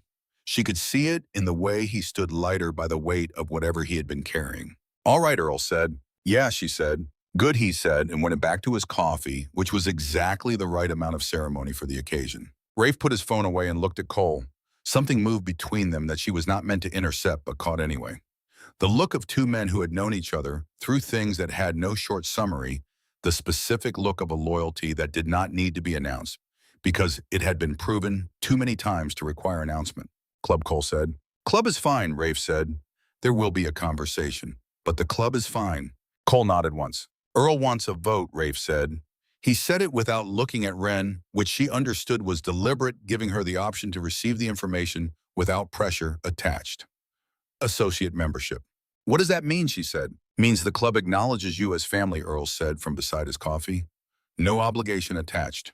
No road requirement. Just means if you need something, you've got people." She thought about that. She thought about the shed and the 5 days and the photograph and 8 miles in the dark and a courthouse and two girls whose names were now in a state investigator's file. She thought about what people meant, what it had meant to her mother to not have it, what it cost to not have it across all the years of moving and starting over and keeping the rule alone. "Okay," she said. Good, Earl said identically to how he had said the previous good, which she was beginning to understand was his entire register of approval flattened to one word and meant completely. They ate lunch 2 blocks from the courthouse, the 5 of them at a table slightly too small, which nobody mentioned. Earl ordered eggs and toast and ate with the methodical efficiency of a man keeping his machinery running. Nash had a burger and checked his phone for club messages, answering them with the new settled quality of a man who had completed something he needed to complete. Rafe drank coffee and managed the various communications the morning had generated with quiet efficiency. Cole sat across from Wren and ordered coffee and pie, and ate neither. Looking out the window at the street with the middle distance expression she had come to understand was the place he went when processing something too large for the immediate foreground. Ren ate her soup. She was very hungry. She had been very hungry before, and it had been its own kind of discipline, eating strategically, eating for function, measuring every portion against tomorrow's supply. This was the first meal in 8 months she had eaten because she was hungry and could and did not need to manage it against anything. It tasted like the beginning of something. Afterward, they walked to where the bikes were parked. The day had warmed into the particular warmth of an Arizona October afternoon, dry and still. She stood on the sidewalk and looked at the 4 motorcycles lined at the curb, the Iron Saints colors visible on the men settling back into their jackets, and she felt something she did not immediately identify. Then she identified it. Safe. Not the hypothetical safety of people telling her she was safe, not the administrative safety of a court ruling. The actual physical, cellular safety of a body that had finally received sufficient evidence that the threat level had changed. It moved through her slowly, the way warmth moved through cold hands gradually, and then all at once, and she stood very still on the sidewalk and let it happen. Cole was beside her. He had his jacket back on, and in the afternoon light, he looked exactly like what he was. A damaged man with a broken arm and 20 years of road in his face, and a decision he had made 2 days ago that he was still in the middle of understanding the full dimensions of. The house, he said. She looked at him. I've got a place, he said. Outside Tucson. It's been empty a while. It needs work. Most things worth having do, she said. He looked at her with the gray eyes. That's supposed to be wise. It's supposed to be true, she said. He almost smiled. She let herself almost smile back fully, without catching it, without holding it back. I don't know how to do this, he said. Not apology, statement. The same honest directness he gave to everything. I know the road, I know the club, I don't know how to. You don't have to know, she said. I don't know either. We figure it out. She paused. My mother figured out things she didn't know how to do. It's where I get it from. He was quiet for a moment. When he spoke again, his voice was very quiet and very level, the levelness of something held all the way down to bedrock. She did a good job, he said. She thought about February. She thought about a county burial and 2 people in attendance and $14 under a couch cushion and 8 months of rice and peanut butter, and the rule and the particular kind of loneliness that had never been loneliness exactly, but had been something adjacent to it, something that rhymed with it in the dark. Yeah, she said. She did. The ride back to Tucson took 2 hours. She rode behind Cole Rafe running point and Earl running tail in the unconscious formation of men who had ridden together long enough to have instincts about distance and speed. She held the back of Cole's jacket with both hands and watched the desert run past on both sides and felt the engine vibration through the seat. She thought about the last time she had been moving and known where she was going. She could not remember the last time. She thought maybe she had never known. Not really, not in the way this felt, not running towards something unknown, but moving towards something specific, something with a shape, a house outside Tucson that needed work and a court date in 90 days and people who would show up to it. The sun was low by the time they hit Tucson's outer edges, the desert light going amber and long, the kind of light that made everything it touched look deliberate, look chosen. The Harleys ran through it with the specific sound of Harleys, which was not subtle and was not trying to be the sound of machines built for endurance and distance, and the sustained forward motion of people who had decided to keep going even when the going was hard. The house was off a county road 12 miles east of the city. It was a ranch house, low and wide, with a covered porch that had 1 broken step and 2 old wooden chairs that had been sitting in the same position long enough that the wood had faded to different shades in the outline of their legs. The yard was desert yard gravel and scrub, and a single saguaro standing at the southeast corner with the patience of something that had been there when none of the rest of it existed and would be there after. Cole got the door open with a key from his jacket, and she stepped inside. It smelled like closed space and dust and the ghost of coffee from the last time someone had made it here, which was not recent. The rooms were spare in the way of a person who had not spent much time in them. Furniture that served function. Nothing chosen for pleasure or decoration. A kitchen with good bones and appliances that were 10 years past modern. A living room with a couch and a table and a bookshelf that had 3 books on it and room for many more. A window at the back of the house that looked east into open desert, nothing between it in the horizon but distance. She stood at that window for a long time. Rafe and Earl and Nash stayed an hour. Earl made coffee from supplies he produced from his saddlebags, which did not surprise her. They drank it on the porch in the cooling evening. The four iron saints and one 17-year-old girl in the specific quiet of people who have been through something together and have arrived at the other side and do not need to describe what the crossing felt like. When they left, the three bikes went down the county road, and the sound of them hung in the air longer than the lights were visible. The Harley note carrying through the desert dark with the clarity of something that traveled well in open space, low and constant, and then diminishing, and then gone. She stood on the porch and listened until she could not hear them anymore. She listened a moment longer after that. Cole was beside her. He had both hands resting on the porch rail, the broken arm and the proper splint, now from the urgent care stop on the way that had taken 40 minutes and had cost him more than he showed. He was looking at the road the way she had watched him look at roads, which was the way people looked at things that were deeply known and still not fully resolved. "You can still change your mind," he said. About what she said. Any of it. She thought about the 8 months. She thought about the calculating, strategic, exhausting work of being a person who had decided that survival was its own complete answer to everything. She thought about what it had cost. She thought about her mother and the cost of the same decision applied across a whole life. "I'm not going to change my mind," she said. He was quiet. "Are you?" she said. He turned and looked at her with the gray eyes that were in the porch light. Not stone at all, but something that had been stone for a long time and had recently decided to be something more permeable. "No," he said. She nodded. She looked back at the desert. The stars were coming up the way they always came up out here, not incrementally, but all at once, the way the desert released them when the sun was gone, the whole inventory of them, uncountable and specific and indifferent and very beautiful. "The broken step," she said. "What about it? I'll fix it tomorrow." He looked at the step. He looked at her. And then something happened in his face that had not happened once in all the days she had known him. Not in the shed and not in the courthouse hallway, and not in the 5 days of careful distance and managed walls. He smiled, not almost, not a rumor of something that had once existed. He smiled plain and complete, and it changed the landscape of his face the way weather changed landscape, suddenly and completely, and in a way that made you understand the face had always been capable of this and had simply been waiting for the right conditions. She felt her own face answer it without asking her permission. The same full release, the same letting go of 8 months of careful management. "There's a hardware store on Route 10, he said. "I know where the hardware stores are," she said. "Yeah," he said. "I guess you do." They went inside. The porch light stayed on. In the morning, she would fix the step. In 90 days, a judge would make a ruling that would formalize what had already been decided in a desert shed. In the months after that, there would be school and paperwork and the ordinary, difficult, necessary work of building a life from interrupted materials. There would be a house that needed more than one thing fixed. There would be a man learning slowly and imperfectly what staying looked like, learning it the way she had learned desert survival, by showing up each day and making decisions with what was available and not requiring it to be easy.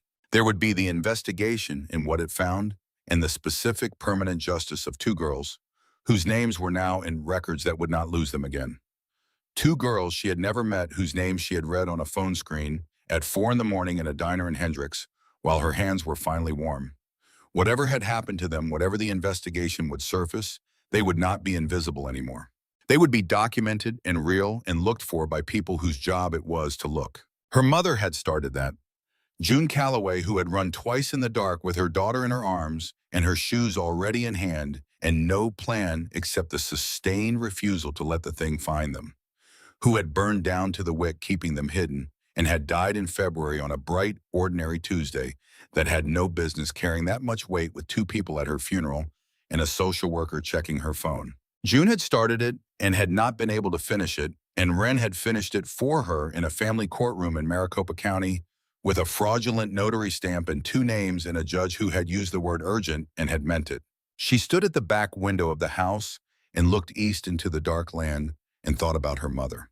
Not the February version, not the hospital version, the version from the photograph, young and leaning against a gas station wall with her arms crossed and her face turned slightly away from the camera in the particular posture of a woman who was deciding something, who had not finished deciding it yet, but was getting closer. The version who had accepted help from people she did not expect to be helped by and had said so years later, with the specific tenderness of someone who visited a memory in the deepest part of themselves when no one was watching. She put her hand on the window glass and felt the cold of the desert night on the other side of it. Her mother had said the desert didn't forgive. She thought her mother had been almost right. The desert didn't forgive. It didn't need to.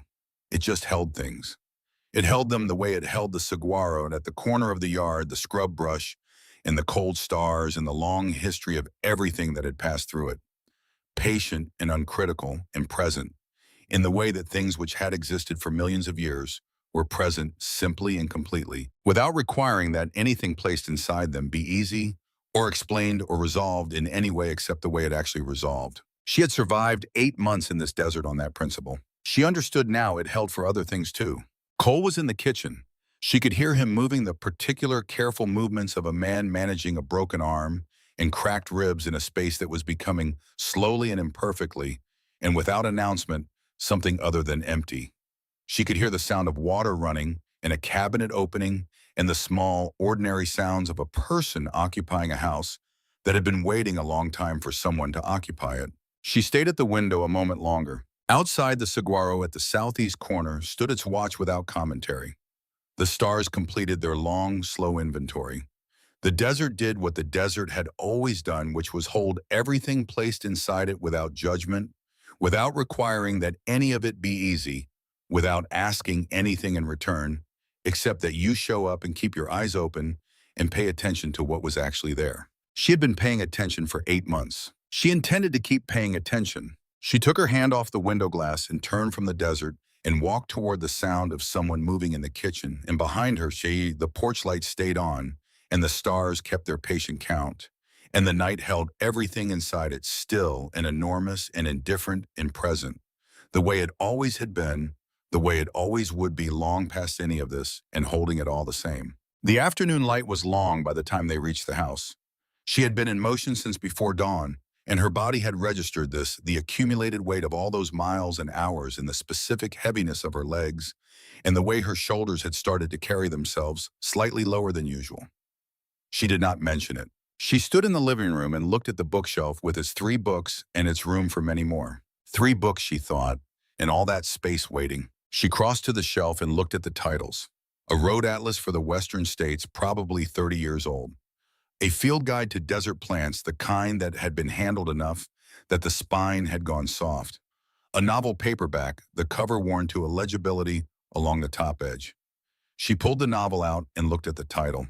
She set it back carefully. She stood in front of the shelf for a moment longer. Behind her, she could hear Cole in the kitchen, the sound of him moving through a space he knew well enough to navigate without thinking, the ease of a person in a place that had been theirs for long enough to become automatic. She listened to the sound of it and tried to understand what she was feeling, which was complicated in the way that feelings were complicated when they were more than one thing at the same time. She was tired. That was simple. She was relieved. That was also simple, though. The relief had a particular texture to it, not the clean relief of a resolved threat, but the more complex relief of a threat that had been removed but would require watching for a while. A threat that had left its shape in the landscape even after it moved away. She was aware in a way she had not let herself be aware while things were in motion of the particular strangeness of her own situation. She was 17 years old and she had been alone in the desert for 8 months, and 5 days ago, a stranger's motorcycle had come down on the asphalt 60 feet from where she was standing. And now she was standing in a ranch house outside Tucson, looking at a bookshelf with 3 books on it and the sound of that stranger in the kitchen. She thought about what her mother would have made of it. June would have found it both stranger and less strange than expected, she thought. June, who had spent 17 years running from the ordinary life, who had never let herself stand still long enough to accumulate a bookshelf, would have looked at those 3 books and the space waiting for more and understood immediately what they meant. Not the books themselves, the waiting space. The implicit statement of a house that expected its shelves to fill, that assumed a future in which filling would happen. Her mother had not lived in houses that assumed futures. She had lived in houses that assumed exits. Wren turned away from the bookshelf and walked to the back window and looked east into the desert. The light was doing the October thing, going low and amber. In particular, the light that made the desert look chosen rather than merely present.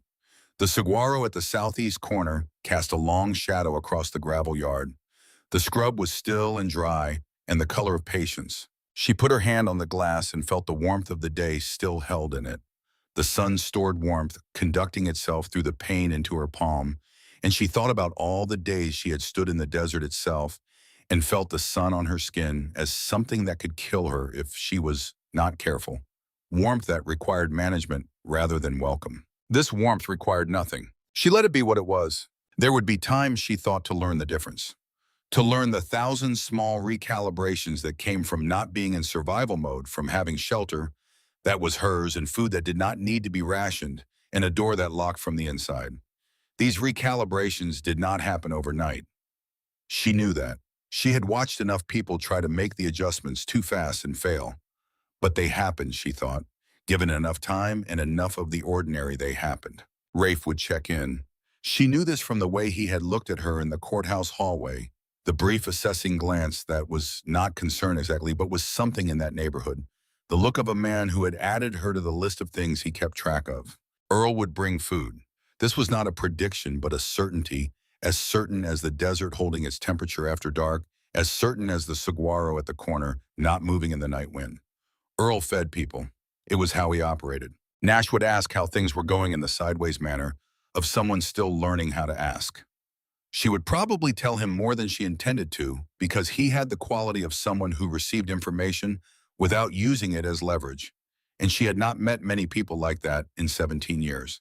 And Cole. Cole was in the kitchen. She had not let herself think too directly about what it meant that Cole was in the kitchen, that there was a Cole in this picture at all, that she had dragged a man 300 yards through the desert and found a photograph, and 5 days later was standing in his house, looking at a bookshelf with room for more books. She thought about what Nash had said on the walk. The way he looks at you isn't debt. She did not know yet what it was. She thought that was acceptable. You did not have to name things to let them be what they were. Her mother had never named the photograph, had never named the man in it, had carried the thing unnamed for 14 years, and it had still been real, had still been visited in the quiet hours, had still meant what it meant without the ceremony of a name. Things could be real before they were named. She had time. She turned from the window and walked back through the living room and stopped in the kitchen doorway. Cole was at the sink. He had his back to her, the broken arm in its proper splint held carefully at his side, and he was filling a glass of water with his left hand in the slightly effortful way of someone managing around a limitation. She watched him do it without announcing herself. Watched the set of his shoulders, the particular quality of a person alone in their own kitchen, the absence of performance that was only possible when you thought no one was watching. This is what he looks like, she thought, when he isn't managing what he shows. He was, she realized, not so different from herself. The same essential architecture, the same learned economy of expression, the same practiced distance between the interior and the exterior. He had been doing it longer and had built it higher, but the structure was recognizable. It was hers. He turned and saw her in the doorway and did not startle, only shifted slightly. The shift of a man who had been alone long enough that the presence of another person in the house required a moment of adjustment, even when that presence was expected. "You should eat something," she said. He looked at the glass of water. "Probably," he said. "I'll make something," she said. "If you tell me where things are." He told her. She made it a simple thing from simple materials, and they ate at the kitchen table in the kind of quiet that was not empty, but occupied the quiet of two people who had said the necessary things and did not need to fill the space with unnecessary ones. After she washed the dishes, and he sat at the table and watched her do it, with an expression she did not try to interpret, because some expressions needed time before they were interpretable, and this was one of those. Outside, the desert finished its transition to night. The stars came up. The saguaro held its position. The porch light burned its small yellow note into the dark. And inside the kitchen of a ranch house 12 miles east of Tucson, a 17-year-old girl who had survived 8 months in the desert washed 2 plates and 2 forks and set them in the rack to dry, and the man whose arm she had set and whose fever she had watched break over 3 nights sat at the kitchen table and did not look away.